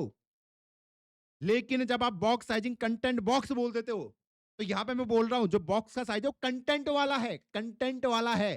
तो मुझे यहां पे जो कंटेंट की हाइट और विड्थ होगी वो 300 300 पिक्सल होगी। यहां पे मैं क्या कह रहा हूं, बॉक्स साइजिंग को बॉर्डर बॉक्स करो, कि बॉर्डर से नापना शुरू करूंगा कि बॉर्डर से जो हाइट और विड्थ होगी वो 300 300 पिक्सल होगी। तो इसीलिए ये 240 बना था। तो इस यहां से अगर मैं देखूं यहां से लेके यहां तक तो ये 300 दिखेगा, ऊपर से लेके नीचे तक ये भी आपको 300 नजर आएगा। इसीलिए इसका नाम क्या है, इसका नाम है बॉर्डर बॉक्स और इसका नाम है कंटेंट बॉक्स। कि भैया यहां पे जो हाइट और विड्थ होगी वो सिर्फ कंटेंट की है। यहां पे ये कह रहा है जो बॉक्स साइजिंग है वो बॉर्डर बॉक्स, बॉर्डर से लेके बिल्कुल अंदर तक। ये देखो, अगर मैं पहले वाली की बात करूं, इसको देखो, इसमें मैंने क्या कहा है कि भैया यहाँ पे बॉक्स साइजिंग क्या है, कंटेंट बॉक्स, तो जरा वो हाइट विड्थ कंटेंट वाली की होगी। और यहाँ पे मैंने बॉक्स साइजिंग क्या है, बॉर्डर बॉक्स, तो वो बॉर्डर से 300 पिक्सल होगा। तो ये बॉर्डर से 10 20 30 240 कितना होता, 270 280 90 और ये 300। तो ये विड्थ इसकी 300 और हाइट भी इसकी 300। ये इनके बीच का डिफरेंस है। और मैक्सिमम टाइम आप देखोगे कि हम किसको यूज कर रहे होते हैं, हम बॉर्डर बॉक्स को इस्तेमाल कर रहे होंगे। अब इसका रीजन क्या है, आपको इसके ऊपर थोड़ा सा रिसर्च करना है कि हम इस वाले को क्यों फेवर करते हैं। तो यहाँ पे मैं थोड़ा सा आपको यहाँ पे भी लेके चल लेता हूँ डॉक्यूमेंटेशन पे, इसके बारे में मैंने ऑलरेडी आपको दे रखा है। तो यहाँ पे क्या होता है कि आपका जब मेरा बॉर्डर बॉक्स होता है, बॉक्स साइजिंग, तो उसके अंदर आपका क्या क्या बॉर्डर विड्थ प्लस यहाँ पे फॉर्मूला लिखता हूँ, जो बॉर्डर की विड्थ है, जो पैडिंग की विड्थ है, विड्थ की जो आपने बॉक्स कहता है, बाकी उसके ऊपर अप्लाई होंगे 60 60 70, तो ये 370 हो जाएगा इसकी पूरी विड्थ अगर बॉर्डर से नापने जाओगे। तो यही इनके बीच का डिफरेंस है। तो आई होप आपको कॉन्सेप्ट समझ गया होगा और ऐसे ही हमारी हाइट के ऊपर भी अप्लाई हो जाएगा। तो अगर आज के लेक्चर में आप चीजें फाइंड आउट करी, उनको ढूंढो। और हाँ, प्रोजेक्ट की टेंशन नहीं लेनी है, हम आने वाली क्लास में प्रोजेक्ट्स करेंगे आराम से, जहां पे हम इन सारे कॉन्सेप्ट का इस्तेमाल करके एक मस्त सा आपके लिए प्रोजेक्ट देंगे। तो चलिए अब मैं मिलूंगा आपको नेक्स्ट। हेलो कोडर आर्मी, कैसे हैं आप सब लोग। आई होप आप सब अच्छे होंगे। आज का वीडियो बहुत ही स्पेशल वीडियो होने वाला है, जिसमें आज हम कास्केडिंग के बारे में पढ़ने वाले हैं और पोजीशनिंग के बारे में पढ़ने वाले हैं। और ये one of the most important topic है सीएसएस के। और उसके साथ ही अगर मैं आपको एक इंपॉर्टेंट चीज बता दूं, इन दोनों ही टॉपिक से रिलेटेड बहुत सारे मिथ क्रिएटेड हैं ऑल ओवर द इंटरनेट। तो आज हम उनको भी ब्रेक डाउन करेंगे कि वो मिथ क्या है। तो चलो फिर बिना किसी देरी के वीडियो को स्टार्ट करते हैं। आज की वीडियो में हम 2 प्रोजेक्ट्स भी बनाएंगे और एक प्रोजेक्ट आपके लिए होमवर्क होगा। तो आज की लर्निंग बहुत ही स्पेशल होने वाली है। तो पहले वीडियो को लाइक कर दो। हाँ, अभी लाइक करो, बहुत बच्चे लाइक नहीं करते हैं। तो आज का लाइक का टारगेट 1000 रखते हैं। 1000 फटाफट से कंप्लीट कराओ। पर अभी तक हमने नहीं जाना कि ये कास्केडिंग का मतलब होता क्या है। आज हम इसको क्लियर करेंगे। तो हम आते हैं आज अपने डे 3 में, जो हमारा सीएसएस का चल रहा है। और सबसे पहले यहाँ पे एक हेडिंग लिखते हैं H1, हेलो कोडर आर्मी। और एक हेडिंग 2 लिख देते हैं, स्ट्राइक इज कमिंग सून। अब आपको पता है कि अगर मैं इसके ऊपर स्टाइलिंग करता हूं और इसके अगर मैं बैकग्राउंड कलर को मान लीजिए मैं पिंक कर देता हूं, पिंक हो जाएगा H1 का, जैसे अभी हम यहाँ पे दिख रहा है। क्या हो कि मैं एक्सटर्नल सीट पे जाऊं और इस H1 को पकड़ूं और इसके बैकग्राउंड कलर को चेंज करने की कोशिश करूं। मान लो अगर मैं इसके बैकग्राउंड कलर को एक्वा करता हूं, क्या वो चेंज होगा? यहां पे कुछ भी चेंज नहीं हुआ है, क्योंकि यहां पे भी हमने दो जगह मार्क किया है कि ये जो हो रहे हैं। तो ये कॉन्फ्लिक्ट रिजॉल्व कैसे होंगे? क्योंकि दोनों सेम एलिमेंट को टारगेट कर रहे हैं कि इसके बैकग्राउंड कलर को एक कह रहा पिंक कर दो, एक कह रहा एक्वा कर दो। लेकिन यहां पे ये पिंक कैसे आया, एक्वा क्यों नहीं आया? वहीं अगर मैं इसके साथ ही एक इंटरनल सीड भी डाल दूं और यहां पे भी सेम काम करता हूं कि इस H1 को मैंने पकड़ा और बोला इसके बैकग्राउंड कलर को आप कर दीजिए ऑरेंज, तो क्या वो ऑरेंज होगा? अब सेम एलिमेंट को मैंने तीन जगह से टारगेट किया है। ये जो H1 है इसको मैंने तीन जगह से टारगेट किया है। इनलाइन सीएसएस से कहा पिंक कर दो, इंटरनल से कहा ऑरेंज कर दो और एक्सटर्नल से कहा एक्वा कर दो। लेकिन यहां पे क्या आ रहा है? हमारा पिंक आ रहा है। ऐसा क्यों आ रहा है? इस पॉइंट को सबसे पहले नोट डाउन कर लो। सबसे ज्यादा प्रेफरेंस इनलाइन सीएसएस को दी जाएगी। हाँ जी, किसको दी जाएगी? इनलाइन सीएसएस को। इसकी जो प्रायोरिटी होती है ये सबसे हाई होती है। भले ही आप यहां पे H1 में कुछ भी कर दो और यहां पे कुछ भी कर दो, अगर इनलाइन सीएसएस में वो चीजें टारगेट करी हैं तो वही अप्लाई होती है। यहां पे कुछ भी चेंज करा हो, भले ही आपने इनलाइन में करा हो, भले ही आपने एक्सटर्नल में किया हो, सॉरी भले ही आपने इंटरनल किया हो, भले ही आपने एक्सटर्नल में किया हो, इनलाइन सीएसएस की प्रायोरिटी सबसे हाई होगी। अगर यहां पे जो चेंजेस लिखे हैं वो हमारे फाइनल चेंजेस होंगे। ये पॉइंट क्लियर है? हाँ। अब ये तो हमने जान लिया कि भैया जो यहां पे लिखा हुआ होगा, ये भी तो सवाल है। हाँ। अब अगर मैं इसको हटा दूं, आपको क्या लगता है किसकी प्रायोरिटी ज्यादा होगी, इंटरनल सीएसएस की या एक्सटर्नल सीएसएस की? इसका कलर क्या होगा? ऑरेंज होगा या एक्वा होगा? अगर इसको मैं हटा दूं तो आप देखोगे अभी इसका कलर क्या हो चुका है? ऑरेंज कलर का हो चुका है। ये देख लो ऑरेंज कलर का ये कलर हो चुका है, ये एक्वा नहीं हुआ। अब यहीं से ये मिथ क्रिएट हो जाता है। सुन लो मेरी ध्यान से बात। यहीं से लोग ये मिथ क्रिएट कर देते हैं कि सबसे ज्यादा प्रायोरिटी इनलाइन सीएसएस की होती है, उसके बाद इंटरनल सीएसएस की और उसके बाद एक्सटर्नल सीएसएस की, जो कि पूरी तरीके से गलत है। क्यों भैया, क्यों गलत है? अभी मैं आपको प्रूव करके दिखा भी देता हूं। यहाँ पे तो हम भैया साफ साफ दिख रहा है कि भैया इंटरनल सीएसएस की प्रायोरिटी तो सबसे ज्यादा लग रही है मुझे, किसके मुकाबले? एक्सटर्नल से। अगर मैं ये जो लाइन है इसको काट के इसके नीचे लिख दूं, कलर चेंज हो गया। कलर क्या हो गया? चेंज हो गया है। अब इसका कलर क्या बन चुका है? एक्वा बन चुका है। पर ऐसा क्यों हो रहा है? तो यहां पे ऑर्डरिंग भी मैटर करता है। क्या मैटर करता है? जो आपकी ऑर्डरिंग होती है।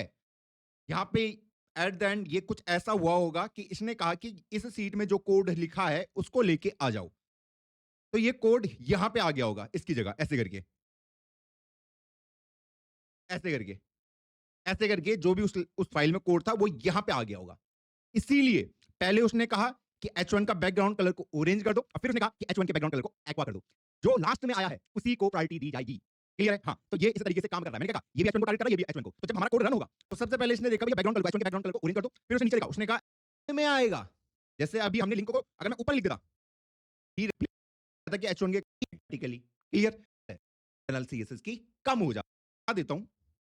अब जो डिस्कशन मैं आपके साथ करने वाला हूं, मान लीजिए मैंने ये जो H1 है इसको मैंने एक क्लास का नाम दे दिया, क्लास का नाम दे दिया मैंने इसको क्लास ए। अब मान लो मैं इस सेम एलिमेंट को टारगेट कर रहा हूं, एक बार मैंने सेम एलिमेंट को H1 से करा, फिर मैं उसको क्लास बेस से टारगेट कर रहा हूं। तो क्लास हम कैसे टारगेट करते हैं? डॉट क्लास ए। और मैंने कहा उसके बैकग्राउंड कलर को क्या कर दो, H1 से कहा उसके बैकग्राउंड कलर को सेलेक्ट करता, किससे? आईडी से, एस फर्स्ट आईडी, और कहता इसका जो बैकग्राउंड कलर है इसको पिंक कर दो, इसका बैकग्राउंड कलर पिंक हो जाता। अब आप ये सोचेंगे कि भैया यहाँ पे ऑर्डरिंग मैटर कर रही है क्या, कि अगर मैं हैश फर्स्ट आईडी को ऊपर ले जाता?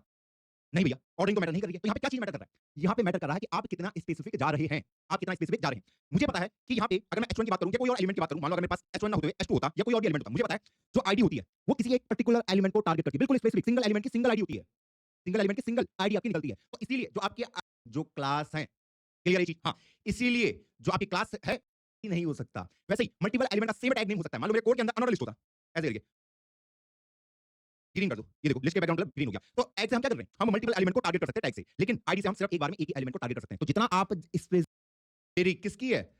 इनलाइन सीएसएस की, उसके बाद जिसकी आईडी है उसकी प्रायोरिटी सबसे हाई होगी। उसके बाद आपकी आईडी क्लास के नंबर, कि क्लास का प्रायोरिटी हाई होगा थर्ड नंबर पे, और फोर्थ में खिसक जाएगा कौन? अपना टैग, जो टैग बेस्ड जैसे H1 है, लेकिन क्लास फिर भी थोड़ा ज्यादा स्पेसिफिक क्या है। मान लीजिए मैं अभी फिलहाल इनको कमेंट कर देता हूं, मान लीजिए मैं H1 को ही टारगेट कर रहा हूं दोबारा, और मैंने अब आगे जाके उसके बैकग्राउंड कलर को पिंक कर दिया, तो आपको क्या लगता है? क्या लगता है भैया, पिंक ही हो गया? तो यहाँ पे क्या हो गया? ऑर्डरिंग मैटर करती है, जो हम पहले भी डिस्कस कर रहे थे। पहले उसने कहा सेम एलिमेंट को टारगेट कर रहा हूं, सेम को H1 को कलर को कह रहा हूं एक्वा कर दो, फिर नीचे आके कहा उसके बैकग्राउंड कलर को पिंक कर दो। तो वही ऑर्डरिंग इंपॉर्टेंट होगी। जब टाई होगा तो क्या इंपॉर्टेंट होगा? भी हो सकता है, मान लो टाई आपका इसके बेस, तो हमें पता नहीं चल पाता यार इसका कलर ऐसा क्यों काम कर रहा है। और यहाँ पे मैंने बैकग्राउंड कलर को ग्रीन कर दिया, तो आपको पता होना चाहिए इसका बैकग्राउंड कलर क्या होगा? ग्रीन, क्योंकि ये बाद में आया। पहले ये अप्लाई हुआ कि भैया फर्स्ट आईडी वाले के बैकग्राउंड कलर को पिंक कर दो, और फिर इसने कहा कि भैया फर्स्ट आईडी वाले के बैकग्राउंड कलर को ग्रीन कर दो। तो जब भी आप सेम एलिमेंट ये भी कर देते हैं। अब ऐसा ही अगर मेरे पास ये H2 एलिमेंट है और मैंने कहा इसके बैकग्राउंड कलर को हम करने वाले हैं एक्वामरीन, ओके सबसे ज्यादा प्रायोरिटी मैं ये चाहता हूं कि जो मैंने इस सीट में चेंज करा है वो फाइनल रहे, वो इनलाइन सीएसएस को भी ओवरराइड कर दे, इसका बैकग्राउंड और व्यू ना रहे, मैं चाहता हूं ये रहे। तो इसके लिए आपको यहाँ पे एक काम करना है, इसको इंपॉर्टेंट मार्क कर देना है। तो ये इनलाइन सीएसएस को भी ओवरराइड कर देता है दोस्त, किसको? आपकी जो आपका इंपॉर्टेंट जहां पे लिखा होगा। तो ये रही आपकी एक तरीके से लिस्ट कि सबसे ज्यादा प्रायोरिटी इंपॉर्टेंट, जहां पे इंपॉर्टेंट है वो सबको ओवरराइड कर देगा। उसके बाद इनलाइन सीएसएस, उसके बाद आईडी, उसके बाद क्लास, उसके बाद टैग, और उसके बाद लास्ट में आपके ऑर्डरिंग इंपॉर्टेंट होगी जब भी आपके टाई वाले केसेस होंगे। अब यहाँ पे मैं थोड़ा से दो चार चीजें और डिस्कस आपके साथ कर लेता हूं।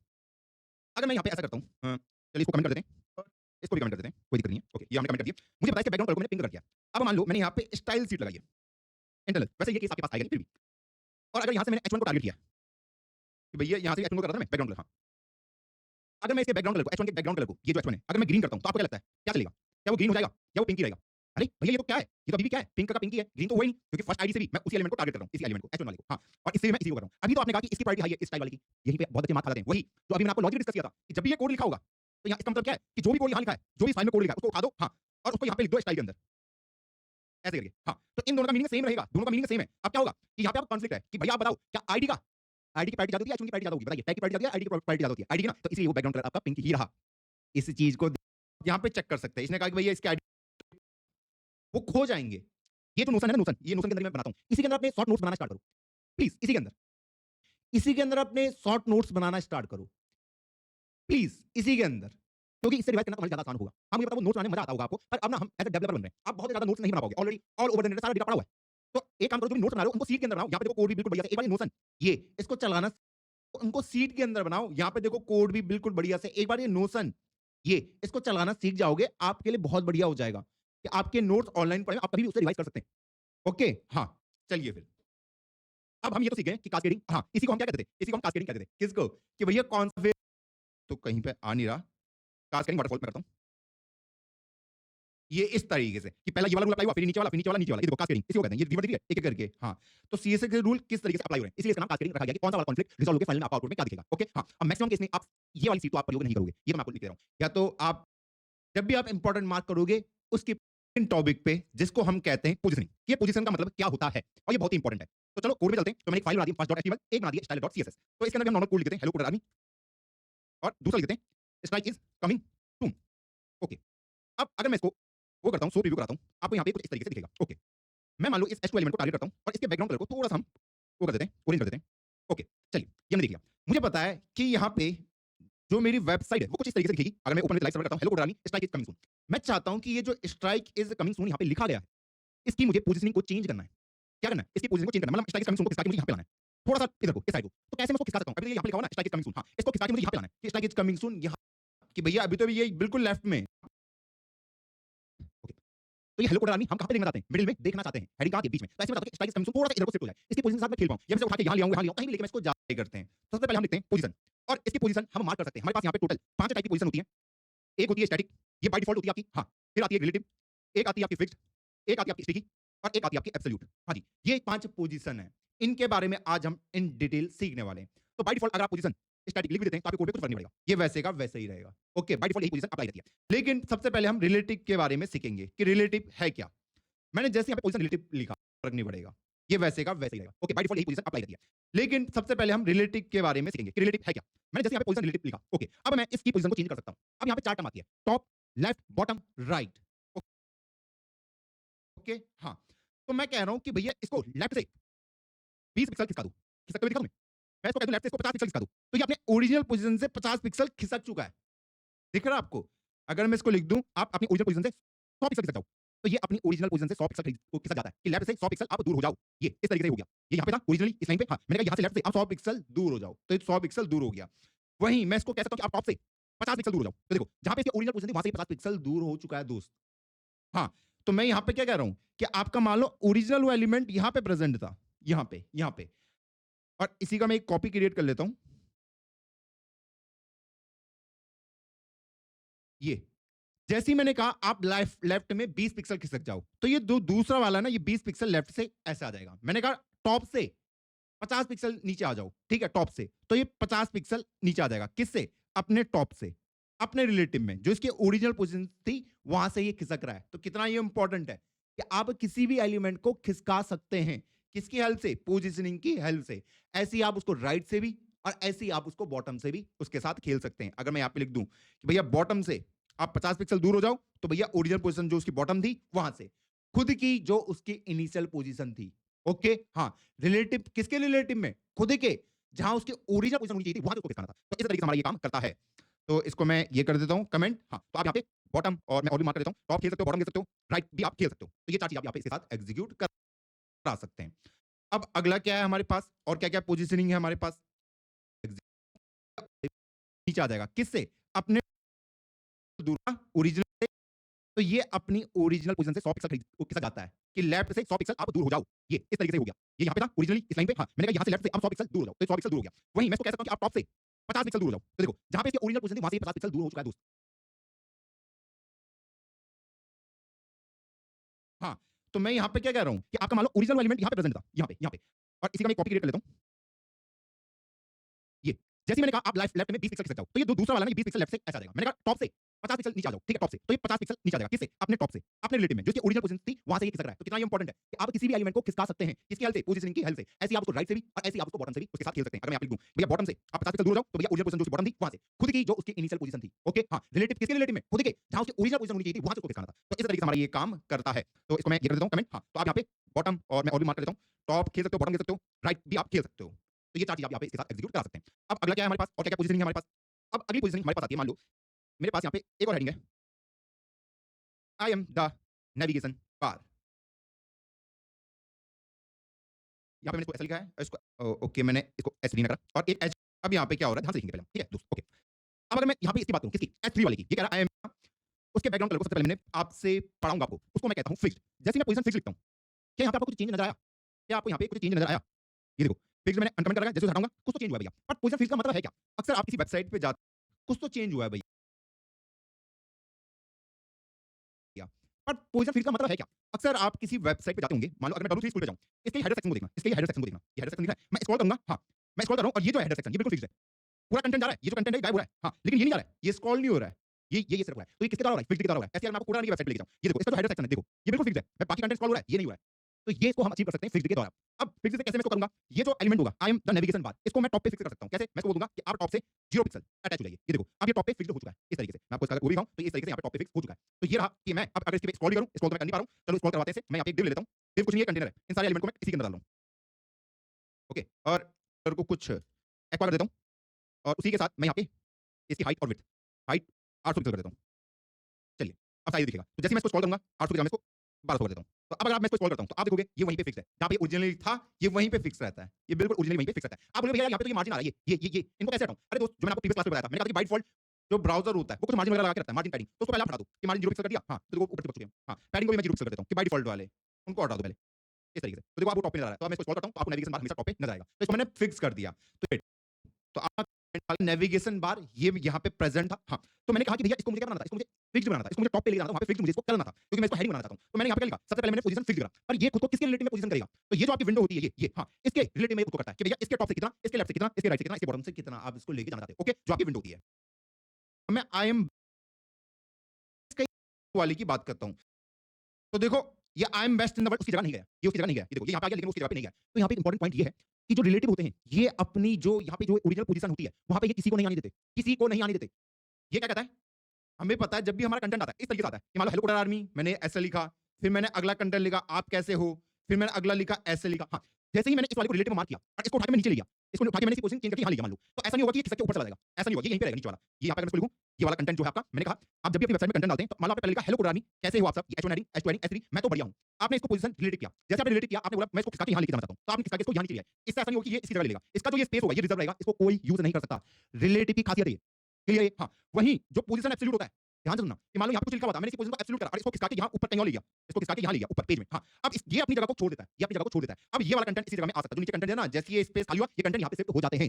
तो आपको इस चीज का ध्यान रखना है, रिलेटिव अपनी पोजीशन को रिजर्व करके रखता है, भले वहां पे कुछ भी कंटेंट ना हो, बोलेगा यहाँ पे कोई नहीं आ सकता। जो आपका फिक्स्ड है वो कहता है कि अगर जैसे ही आपने मुझे फिक्स्ड मार्क कर दिया तो मैं अपनी ओरिजिनल पोजीशन को छोड़ दूंगा, मैं अपनी ओरिजिनल पोजीशन को जैसे आपने इस वाले को फिक्स्ड मार्क किया, यहाँ पे कुछ कंटेंट लिखा हुआ है और जैसे आप इसको खिसका के कहीं भी लेकर अगर इसको जाते हो, जैसे आपने इसको फिक्स्ड मार्क कर दिया, इसका ये स्पेस फ्री हो चुका है, यहाँ पे कोई भी आ सकता है, उसके बाद ये यहाँ पे आ जाएगा, तो यहाँ पे स्पेस अवेलेबल है, ऐसे तो आता है कंटेंट, हाँ, तो इसे आपको इस तरीके से दिख रहा था, ओके, आई होप क्लियर होगा। तो इसको मैं 50 पिक्सल कर देता हूँ या फिर इसको कमेंट कर देते हैं, सबसे बड़ी रिलेटिव पता नहीं, मैंने भले ही छोड़ा हो, आप वहां पे नहीं आ सकते, क्लियर। अब ऐसे ही हमारे पास एक और आता है जिसको हम कहते हैं स्टिकी, हम H1 H4 को करते हैं, उसके बैकग्राउंड कलर को कुछ करते हैं, मान यहाँ पे देखो जो हेडिंग हमारा ये वाला ऊपर वाला है, ये फिक्स नहीं है, जैसे स्क्रॉल करो हट जा रहा है। ओके, मैं स्क्रॉल करते जा रहा हूँ, स्क्रॉल करते जा रहा हूँ, स्क्रॉल करते जा रहा हूँ। अब देखना आप एक मैजिक देखना, क्या मैजिक दिखा? ये अचानक से रीड भी कर रहा हूँ, अब देखना आप एक मैजिक देखना, क्या मैजिक दिखा? ये अचानक से रीड भी code of conduct contributing MIT lessons ये फिक्स हो चुके हैं। ये कैसे पॉसिबल हुआ? ये पहले तो नहीं थे। हाँ, पहले तो हमारी हेडर ये था, ये कारण मैंने हटाया, स्क्रॉल करते-करते देखो रीड में यहाँ पे जैसे ही मैं यहाँ पे आया, ये अब फिक्स हो चुका है। तो इस टाइप को हम कैसे बना सकते हैं? तो यहीं पे हमारा स्टिकी का कमाल आता है, किसका? स्टिकी का। तो यहाँ पे मैं क्या कर सकता हूँ कि मैं पोजीशन स्टिकी ऐसे मार्क कर दिया। जैसे ही मैंने इसको स्टिकी मार्क किया, I am best in the world वाले को। अब आपको यहाँ पे कुछ मार्क करना है। क्या इससे कुछ हुआ?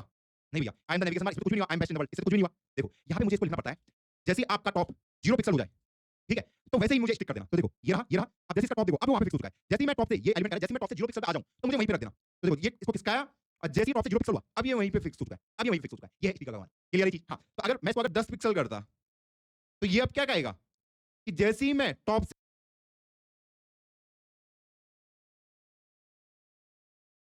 से 10 पिक्सल पे आ जाऊं तो मुझे वहां पे स्टिक कर देना। ये है स्टिकर का कमाल। तो इसको आप इस तरीके से क्रिएट कर सकते हैं। क्या आपको तीनों में डिफरेंस क्लियर हुआ कि यहाँ पे क्या है? हाँ, तो ये जो होता है, ये अब पहले रिलेटिव की तरह ये आपकी कोई पोजीशन वगैरह चेंज नहीं कर रहा, या उसकी पोजीशन वही है, बस ये आपको बता देगा भैया जैसे आप मुझे स्क्रॉल करोगे और जैसे मैं टॉप से 10 पिक्सल ले जाऊंगा तो मैं वहीं पे ही स्टिक हो जाऊंगा। तो इस तरीके से हमने ये वाला कांसेप्ट भी सीख लिया। I am the navigation mark, like coming soon, I am best in the world. अब हमारा लास्ट आता है जिसको हम कहते हैं एब्सोल्यूट। क्या कहते हैं? उसको हम कहते हैं एब्सोल्यूट। अब एब्सोल्यूट क्या होता है? तो एक काम करते हैं, एक पैराग्राफ यहाँ पे बनाते हैं। I am absolute item.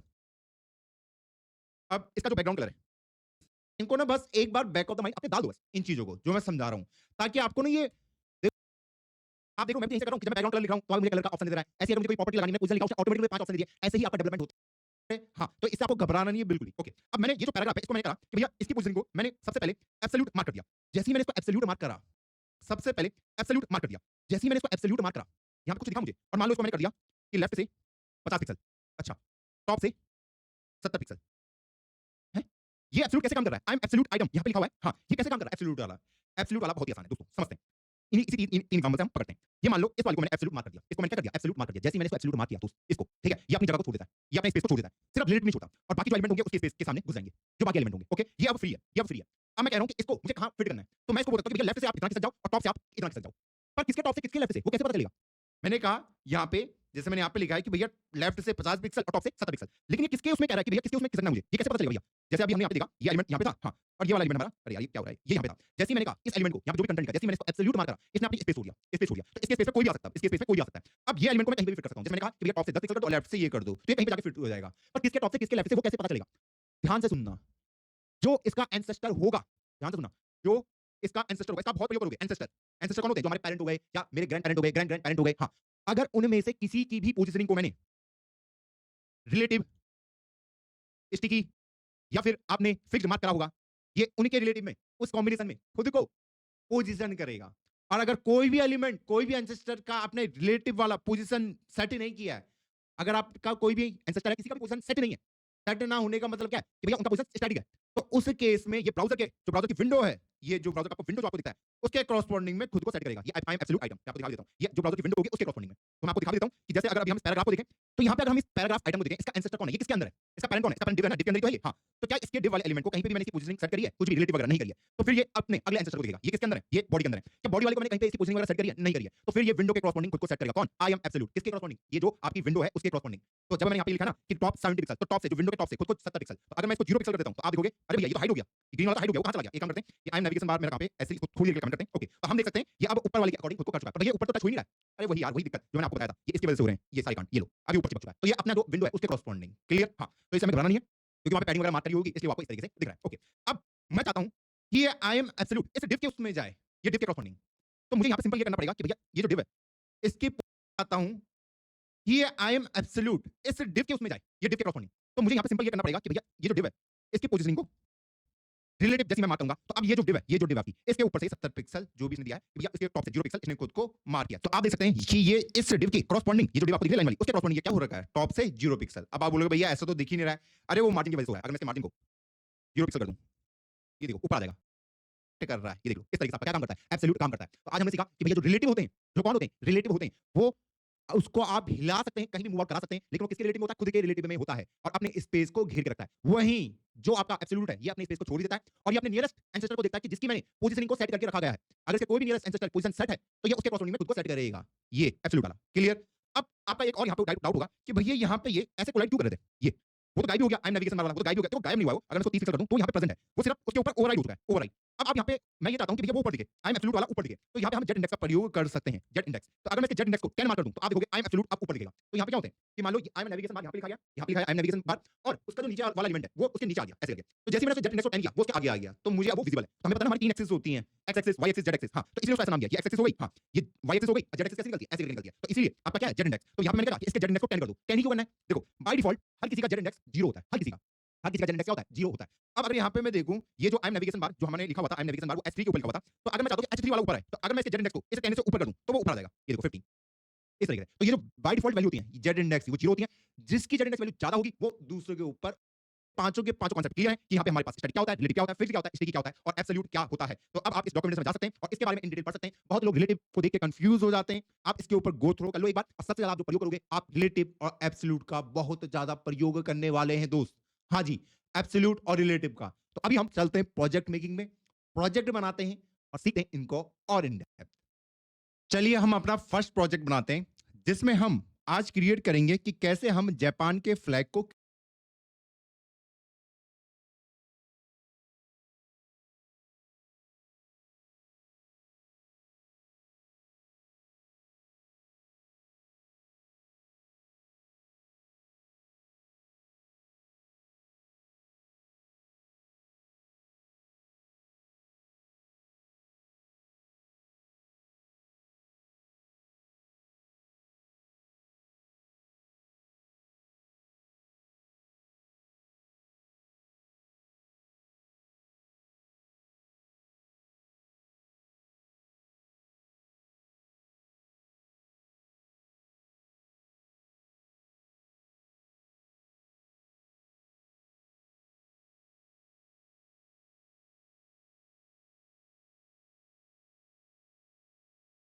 Create कर सकते हैं सीएसएस की मदद से। हाँ जी, तो ये जो फ्लैग है ये कैसा आपको दिख रहा है? ये फ्लैग है जिसका बैकग्राउंड व्हाइट है, हाँ, और बीच में एक सर्कल है जिसमें जो कि रेड कलर का है। तो इसको हम किस तरीके से क्रिएट कर सकते हैं? तो अगर मैं आपको नॉर्मल बोलूं कि आपको जापान का वो बनाना है, फ्लैग बनाना है, तो आप क्या करोगे? भैया मैं क्या करूंगा, एक कपड़ा लेके आऊंगा सफेद कलर का, व्हाइट कलर का, हाँ, और उसके बीच में एक सर्कल डाल दूंगा, हाँ, और उसके कलर को क्या कर दूंगा? रेड कर दूंगा। यही तो करोगे, हाँ, कि ये जो होगा ये वाला, ये मेरा कौन से कलर का हो जाएगा? ये व्हाइट कलर का कपड़ा ले आऊंगा, हाँ, और इसको एक गोला करूंगा सर्कल, हाँ, जिसको मैं सेंटर में एलिमेंट ले लेते हैं, हाँ, का। तो बन गया मेरा जापान का फ्लैग। तो ऐसे ही हम अपने कोड में कैसे बना सकते हैं? तो एक फाइल बनाई है। तो सबसे पहले हमें क्या करना पड़ेगा? हम एक डिव एलिमेंट ले लेते हैं, हाँ, और इसको एक आइडिया देते हैं जिसका नाम हम रख देते हैं, बॉक्स रख दो, कंटेनर रख देते हैं, चलो कुछ भी रख दो। ओके, डिव के साथ अभी आप फैमिलियर हो जाओगे। तो जैसे ही मैंने इस कंटेनर को सिलेक्ट किया, मैंने इसको क्लास दिया, आईडी दिए, तो हैश कंटेनर को सिलेक्ट किया, डिव के साथ अभी आप फैमिलियर हो जाओगे। तो जैसे ही मैंने इस कंटेनर को सिलेक्ट किया, मैंने इसको क्लास दिया, आईडी दिए, तो हैश कंटेनर। तो अभी अगर मैं इसका सो प्रीव्यू कराऊं आपको, सो प्रीव्यू, अच्छा यहां से हो गए सो प्रीव्यू, गड़बड़ हो गई दोस्तों, या फिर ओपन विद लाइव सर्वर कर देता हूं। तो इनिशियली तो हमारा प्रोजेक्ट कुछ ऐसा दिख रहा है, पूरा व्हाइट व्हाइट दिख रहा है। पहले हम अपने इसका बैकग्राउंड का कलर चेंज कर देते हैं। तो स्टाइल बैकग्राउंड कलर ब्लैक, चलो, तो हमारा इस पेज का बैकग्राउंड कलर तो ब्लैक हो चुका है। ओके, तो यहां पे मुझे एक झंडा बनाना है। सबसे पहले तो सबसे पहले मुझे एक डिव बनानी पड़ेगी, एक रेक्टेंगुलर बॉक्स मुझे,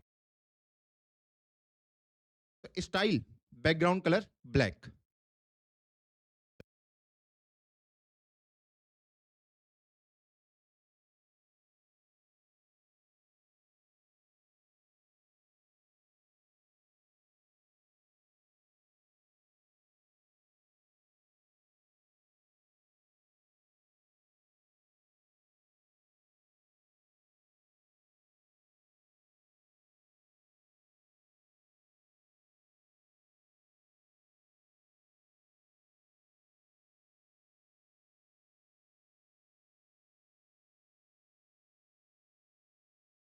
चलो, तो हमारा इस पेज का बैकग्राउंड कलर तो ब्लैक हो चुका है। ओके, तो यहां पे मुझे एक झंडा बनाना है। सबसे पहले तो सबसे पहले मुझे एक डिव बनानी पड़ेगी, एक रेक्टेंगुलर बॉक्स मुझे बनाना पड़ेगा। ओके, जिसकी मैं हाइट और विड्थ दे सकता हूं। मान लो हाइट दे दी मैंने, उसकी कितनी दूं? वो किस रेशियो में होता होगा? 3 रेशियो। हमारा इस पेज बैकग्राउंड, पहले हम ब्लैक,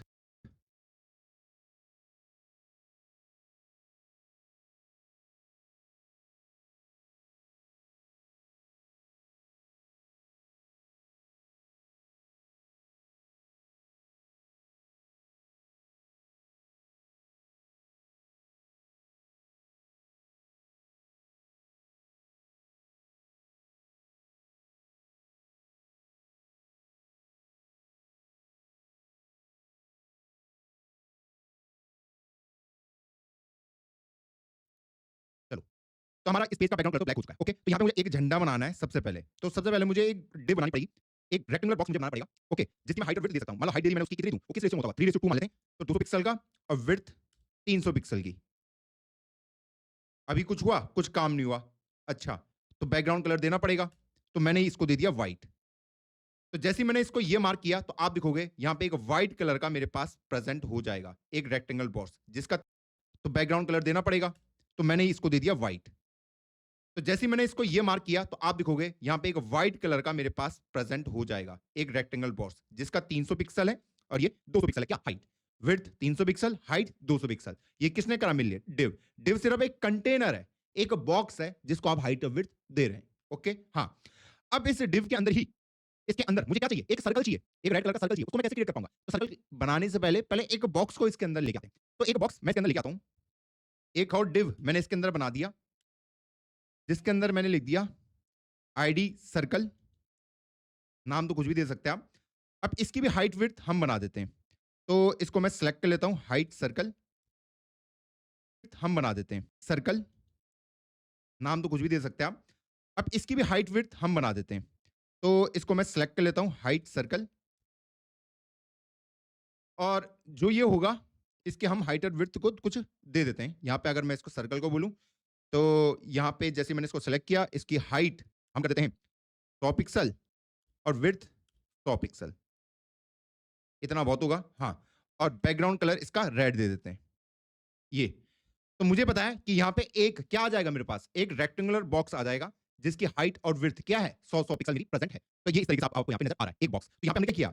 सबसे पहले हमने एक कंटेनर लिया, डिव लिया, उसके अंदर मैंने एलिमेंट डाले हैं। देखो, आप इसके अंदर कुछ भी डाल सकते हो, कि मान लो मैं H1 डालूं, हेलो कोडर आर्मी, तो वहाँ पे हेलो कोडर आर्मी लिखा हुआ आ जाएगा। ये देखो, हेलो कोडर आर्मी लिखा हुआ आ गया। तो ये ब्लॉक एलिमेंट हो गया, ये नीचे आ गया, ठीक है। तो बॉक्स के अंदर आप कुछ भी डाल सकते हो। ओके, ये कंटेंट हो गया। तो फिलहाल क्या मैंने सर्कल डाला है। तो अभी ये सर्कल तो है नहीं, तो इसको मैं सर्कल कैसे बनाऊं? इस रेड वाले बॉक्स को मैं सर्कल कैसे बनाऊं? तो इसको सर्कल बनाने के लिए दोस्तों आपको कुछ नहीं करना है, बहुत आसान है सर्कल बनाना। क्या करना है? आपको इसके बॉर्डर रेडियस के साथ खेलना है। बॉर्डर रेडियस अगर इसका मैं 50 पिक्सल कर देता हूं, मान लो अगर मैं 30 पिक्सल कर दूं, तो क्या होगा? अच्छा हाँ भैया, कुछ तो हो रहा है। अगर मैं इसको 50 पिक्सल कर दूं, हाँ भैया सर्कल तो बन गया, सर्कल तो बन गया। हाँ, तो बॉर्डर क्या करता है? बॉर्डर रेडियस बॉर्डर को सर्कुलेट करता है। अब देखो, हर बार तुम ऐसा करोगे नहीं, तो सबसे बढ़िया यहाँ पे होता है कि अगर आप 50% कर दो किसी भी डिव को, तो वो ऑटोमेटिकली सर्कल में कन्वर्ट हो जाएगा। सबसे आसान खेल है ये। हाँ, ओके, ये गेम क्लियर। हाँ, पर अभी मुझे ये यहाँ सेंटर पे चाहिए। ये कहाँ चाहिए? सेंटर पे चाहिए। तो सेंटर में मैं इसको कहाँ कैसे लेके आ पाऊंगा? सोचिए, खुद से सोचिए। मुझे बताइए, यहाँ से यहाँ तक 100 पिक्सल का है और यहाँ से लेके यहाँ तक भी 100 पिक्सल का है। 100 पिक्सल का बनाया ना मैंने, सर ये बॉक्स, हाँ।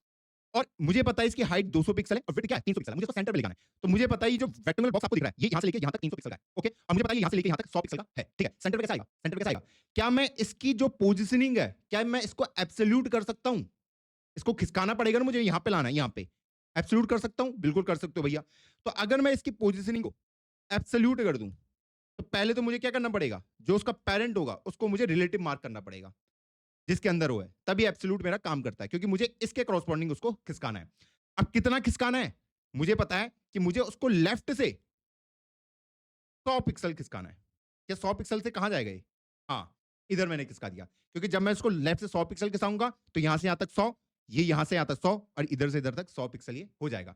अब ऊपर से नीचे तक, अब ये मुझे ऐसा दिख रहा है ना, अब इसको नीचे को भी खिसकाना है। ओके, ये 100 ही खिसकाना था, ये ज्यादा खिसकाना था। ये मुझे पता है कि 100, हाँ ठीक है। अब मुझे पता है इसकी हाइट कितनी है। ये यहां से यहां तक 100 पिक्सल है और इस कंटेनर की हाइट कितनी है? 200 पिक्सल है। देखो, ये यहां से यहां तक 100 पिक्सल है, बिल्कुल सही बात है। हाँ जी, जो क्योंकि एट द एंड ये तो रेक्टेंगुलर बॉक्स ही था, ये एट द एंड ये रेक्टेंगुलर बॉक्स ही तो था। हाँ, तो मुझे पता है इसकी हाइट यहां से 100 पिक्सल है और यहां से यहां तक भी 100 पिक्सल ही होगा। होगा ना, क्योंकि हाइट मैंने 200 पिक्सल दे रखी है। तो इसको कितना नीचे खिसकाना पड़ेगा? 50 पिक्सल ही तो खिसकाना पड़ेगा। हाँ, तो मैं इसको कह सकता हूं कि भैया टॉप से आप 50 पिक्सल खिसक जाइए। बिल्कुल बेसिक मैथ्स से। तो अब ये बिल्कुल जापान का झंडा बन चुका है। ये देखिए कितना आसान तरीके से हम जापान का झंडा क्रिएट कर दिया। हमने यहाँ पे क्या किया? मुझे पता है कि भैया ये ऐसे में 300 पिक्सल का है, ऐसे करके ये 300 पिक्सल का है, ये। और ऐसे में ये 200 पिक्सल है। बिल्कुल बेसिक मैथ्स है यार दोस्त। ऐसे में ये 200 पिक्सल का है, ऐसे में। ठीक, हाँ। अब मुझे पता है ये खुद, ये जो गोला है, ये ऐसे में अगर मैं इसकी हाइट नापूं, वो 100 पिक्सल की होगी। ठीक है, तो अगर मुझे इस गोले को, ये मान लो यहां था, तो कितना नीचे खिसकाना पड़ता? 100 पिक्सल का ये खुद है, सेंटर पे लेके आना है, तो मुझे पता 100 पिक्सल स्पेस बचा होगा। हाँ, तो 50 मुझे ऊपर रखना पड़ेगा, 50 नीचे रखना पड़ेगा। तो मैं इसको 50 पिक्सल खिसका सकता हूं ना। हाँ, तो 50 पिक्सल खिसकाया ऊपर से, तो यहाँ पे आ गया, तो ये बिल्कुल सेंटर में मेरे प्रेजेंट हो गया। तो इतने आसान तरीके से जापान के झंडे को क्रिएट कर दिया। आई होप ये पॉइंट अब आपको क्लियर होगा कि हम जापान के झंडे को कैसे बना सकते हैं। ऐसे ही मेरे पास और भी झंडे प्रेजेंट हैं। कौन से हो सकते हैं? ये आपके होमवर्क होगा, ये वाला आपको खुद क्रिएट करना है। मान लो मुझे ये वाला, ये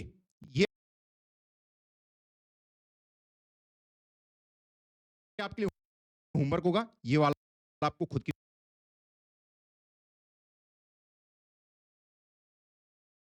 क्रिएट करना है। मान लो मुझे ये आपके होमवर्क होगा, ये वाला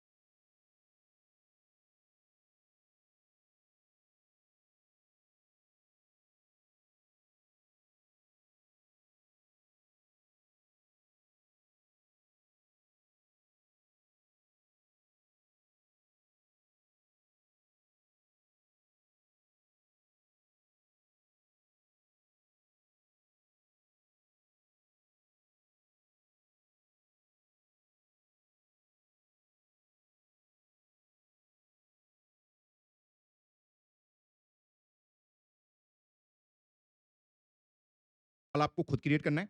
मान लो मुझे ये वाला इस कंट्री का, मुझे नहीं पता कौन सी कंट्री का ये झंडा है, इसको मुझे क्रिएट करना है। अगर मैं आपको बोलूं आपको ये झंडा क्रिएट करना, आप कैसे करोगे? कैसे कर सकते हो? भैया आप सबसे पहले मैं लेके आऊंगा एक कपड़ा, ठीक है, एक कपड़ा लाया। ये कपड़ा आप किस कलर का लेके आएंगे? किसी कलर का तो लेके आएंगे कपड़ा। हाँ, तो मान लो मैं ये पूरे कपड़े को येलो कलर का लेके आया हूं। किसका?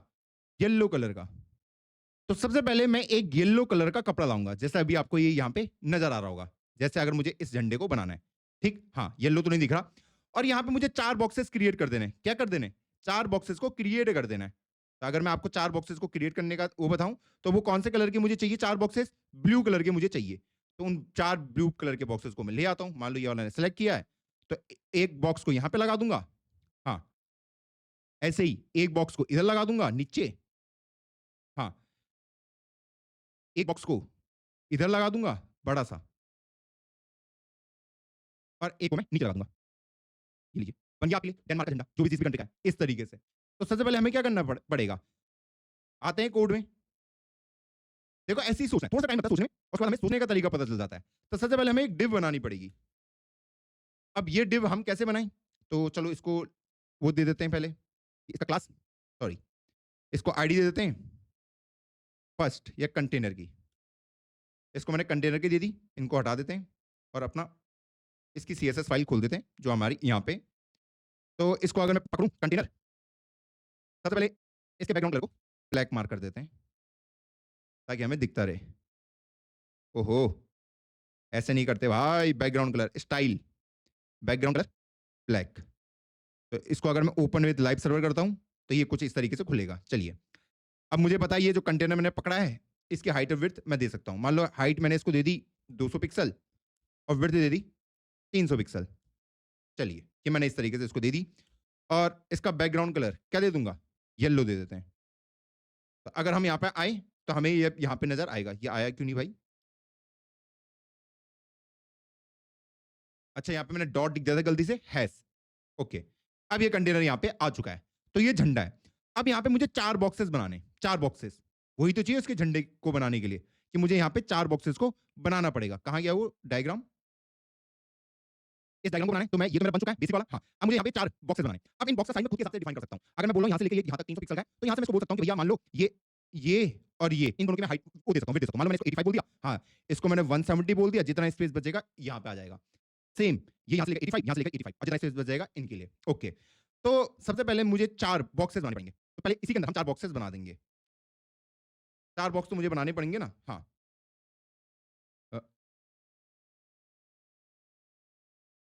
4 बॉक्सेस बना देते हैं। डिव क्लास, मैं इसको बॉक्स दे देता हूं। और हाँ, आप किसी एलिमेंट को 1 2 3 4 5 कितने भी क्लास के नेम दे सकते हैं। ओके, हाँ, तो एक क्लास का नेम इसका बॉक्स हो गया, और एक इसका नाम हो गया फर्स्ट। कितने भी दे सकते हैं आप, ऐसे आपकी मर्जी है। सेकंड,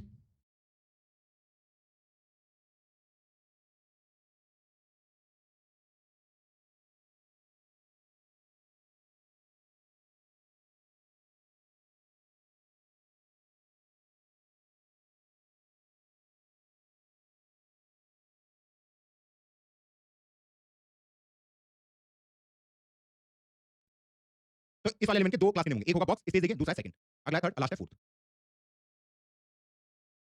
तो सबसे पहले मैं डॉट बॉक्स को पकड़ता हूं। सबसे पहले इसमें बॉक्स आईडी बॉर्डर बॉक्स कर लेते हैं। वैसे इसमें जरूरत है नहीं, चलो फिर भी कर दिया, जो हमने कल प्रीवियस सेक्शन में सीखा था। अब मुझे यहाँ पे किस चीज की रिक्वायरमेंट है उसको समझते हैं। और इसका जो भी बैकग्राउंड कलर होगा वो हम कैसे देते हैं? ब्लू मान लेते हैं, ब्लू। और ब्लू भी बिल्कुल वैसा वाला ब्लू नहीं है, थोड़ा सा हल्का सा ब्लू है वो। चलो इतना ब्लू हम ले लेते हैं। ओके, बिल्कुल वैसा वाला ब्लू नहीं है, थोड़ा सा हल्का सा ब्लू है वो। चलो इतना ब्लू हम ले लेते हैं। ओके, अब हम यहाँ पे इनको टारगेट करते हैं। सबसे पहले हम फर्स्ट वाले बॉक्स को बनाते हैं, इस वाले को। तो यहाँ पे मैंने इसको अगर टारगेट करना है डॉट फर्स्ट, हाँ, इसकी हाइट कितनी देना चाहता हूँ मैं? फर्स्ट वाला बॉक्स, मान लो इसकी हाइट में देना चाहता हूँ 85 पिक्सल, और विड्थ कितनी? 85 पिक्सल। जो ये बॉक्स है ना, ये मान लो मैंने यहाँ पे क्या बना रखा था, सबसे पहले हमारे पास ये प्रेजेंट था, ये पूरा। तो इसकी जो विड्थ है वो कितनी आ रही है मेरे पास? 300 पिक्सल आ रही है। ओके, और हाइट 200 पिक्सल। अब मैंने इसको कुछ इस तरीके से डिवाइड किया है कि मुझे कुछ तो देना पड़ेगा ना मुझे इसका, तो मैंने बोल दिया जितना ये है और जहाँ जितना यहाँ से लेके यहाँ तक है, तो मैंने बोल दिया ये 170 कर दूंगा, इसको 85 कर दूंगा और कितनी 85 पिक्सल, जो ये बॉक्स है ना ये, और विड्थ कितनी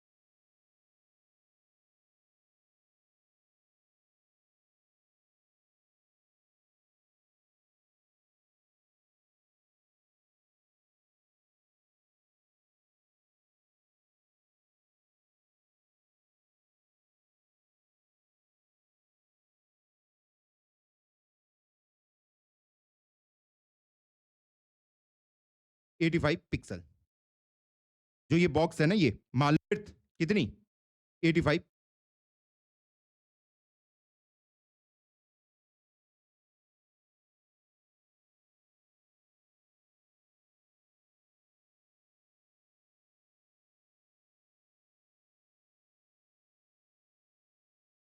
पिक्सल, जो ये बॉक्स है ना ये, मान लो मैंने यहाँ पे क्या बना रखा था, सबसे पहले हमारे पास ये प्रेजेंट था, ये पूरा, तो इसकी जो विड्थ है वो कितनी आ रही है मेरे पास 300 पिक्सल आ रही है, ओके, और हाइट 200 पिक्सल। अब मैंने इसको कुछ इस तरीके से डिवाइड किया है कि मुझे बस कुछ तो देना पड़ेगा मुझे इसका, तो मैंने बोला जितना ये है और जितना यहाँ से लेके यहाँ तक है, तो मैंने बोला ये 170 कर दूंगा, इसको 85 कर दूंगा और जितना बचेगा इसको स्पेस मिल जाएगा, सेम यहाँ पे इसकी हाइट 85 क्योंकि स्क्वायर बॉक्स ही मुझे नजर आ रहा है, तो मैंने कोई भी आप अप्रोक्सीमेट हाइट सेलेक्ट कर सकते हो अपने हिसाब से, ओके, हाँ, मैंने भी अप्रोक्सीमेट हाइट सेलेक्ट करी है, ओके, हाँ, क्योंकि मुझे स्क्वायर टाइप का दिख रहा है, ये रेक्टेंगल टाइप का दिख रहा है, तो मैंने इनको कुछ डायमेंशन दे दी, तो ये पहला बॉक्स ये होगा, दूसरा ये है, तीसरा ये है, चौथा ये है, तो पहला और तीसरा बॉक्स तो एक जैसे ही दिख रहे हैं मेरे, फर्स्ट और थर्ड, तो इनको मैं एक साथ भी अप्लाई करा सकता हूँ कि डॉट थर्ड, तो इनकी हाइट और विड्थ मैंने दे दी, तो आप जैसे ही देखोगे तो मेरे पास अब दो बॉक्स आ चुके हैं, पर अभी जो मैं यहाँ पे चाहता हूँ कि भैया ये जो डॉट थर्ड वाला है, इसको मुझे कहाँ रखना है, इसको मुझे नीचे वाले पे यहाँ पे स्टक कराना है, तो इसके पोजीशन को सबसे पहले मुझे क्या मार्क करना पड़ेगा, एब्सोल्यूट मार्क करना पड़ेगा नहीं करना पड़ेगा, हाँ, और इसका पेरेंट जो है उसको रिलेटिव करना पड़ेगा, क्योंकि अपने पेरेंट के उसमें वो एब्सोल्यूट हो पाएगा, रिलेटिव करना पड़ेगा, क्योंकि अपने पेरेंट के उसमें वो एब्सोल्यूट हो पाएगा। अब मैं इसके साथ खेल सकता हूं, मैं कह सकता हूं कि भैया आपको बॉटम से 0 पिक्सल जाना है। तो अब आप देखोगे ये बॉटम पे जाके चिपक चुका है। ये फर्स्ट बॉक्स था, ये हमारा थर्ड बॉक्स है। अब सेकंड और फोर्थ बनाते हैं। तो सेकंड और फोर्थ को हम कैसे बना सकते हैं? कि ऐसे ही आ जाऊंगा मैं, dot second comma dot fourth, approximate आप हाइट करें। अब मुझे बताइए यहाँ पे सबसे पहले मुझे बैकग्राउंड कलर देना पड़ेगा। अच्छा,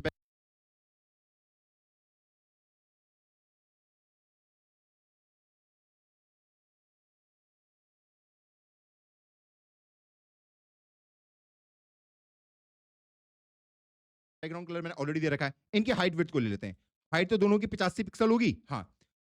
विड्थ दोनों की कितनी होगी? 170 पिक्सल, अप्रोक्सीमेट मैंने ले लिया। ठीक है, तो ये अभी कुछ ऐसे यहाँ पे नजर आ रहे हैं। ओके, पर इनको मुझे कहाँ लेके जाना है? ठीक है, तो ये अभी कुछ ऐसे यहाँ पे नजर आ रहे हैं। ओके, पर इनको मुझे कहाँ लेके जाना है? यहाँ पे लेके जाना है। तो सबसे पहले भैया इनकी पोजीशन को भी एब्सोल्यूट मार्क कर दो। Position absolute. तो पोजीशन एब्सोल्यूट में मुझे कुछ इस तरीके से दिख रहा है, लेकिन मुझे एक को यहां लेके जाना है और एक को मुझे यहां लेके जाना है। तो कैसे लेके जा सकता हूं? लेकिन मुझे एक को यहां लेके जाना है और एक को मुझे यहां लेके जाना है। तो कैसे लेके जा सकता हूं? मैंने जब पोजीशन क्या कर दिया उनका, एब्सोल्यूट कर दिया, तो मैं कह सकता हूं जो पैरेंट कंटेनर है उसके टॉप से 0 पिक्सल और राइट से कितना 0 पिक्सल, तो वो एक यहां पे चिपक जाएगा। तो यहां पे आ जाते हैं भाई, पहले डॉट सेकंड वाले को टारगेट कर लेते हैं कि भैया आपको टॉप से 0 पिक्सल, तो जैसे मैंने टॉप से 0 पिक्सल किया वो ऊपर आ गया, लेकिन मुझे उसको राइट साइड में लेके जाना है और राइट से आप 0 पिक्सल। तो आप देखोगे एक तो इधर को खिसक चुका है।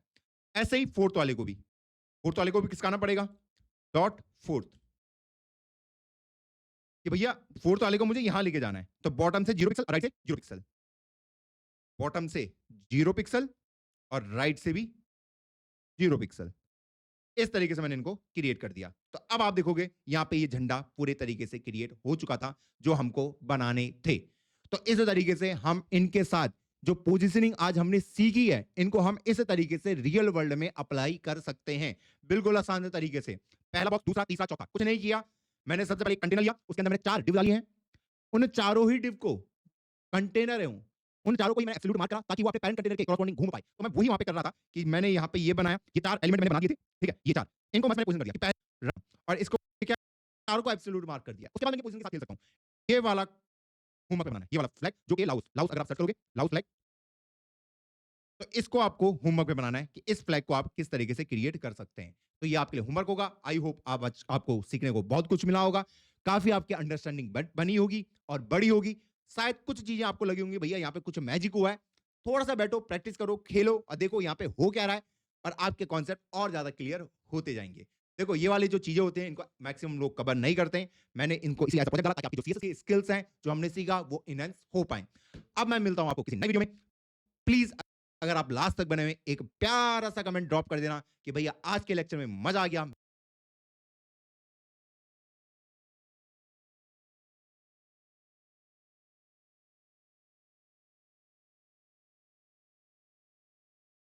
मिलता हूं आपको किसी नई वीडियो में, तब तक के लिए जय हिंद, जय भारत।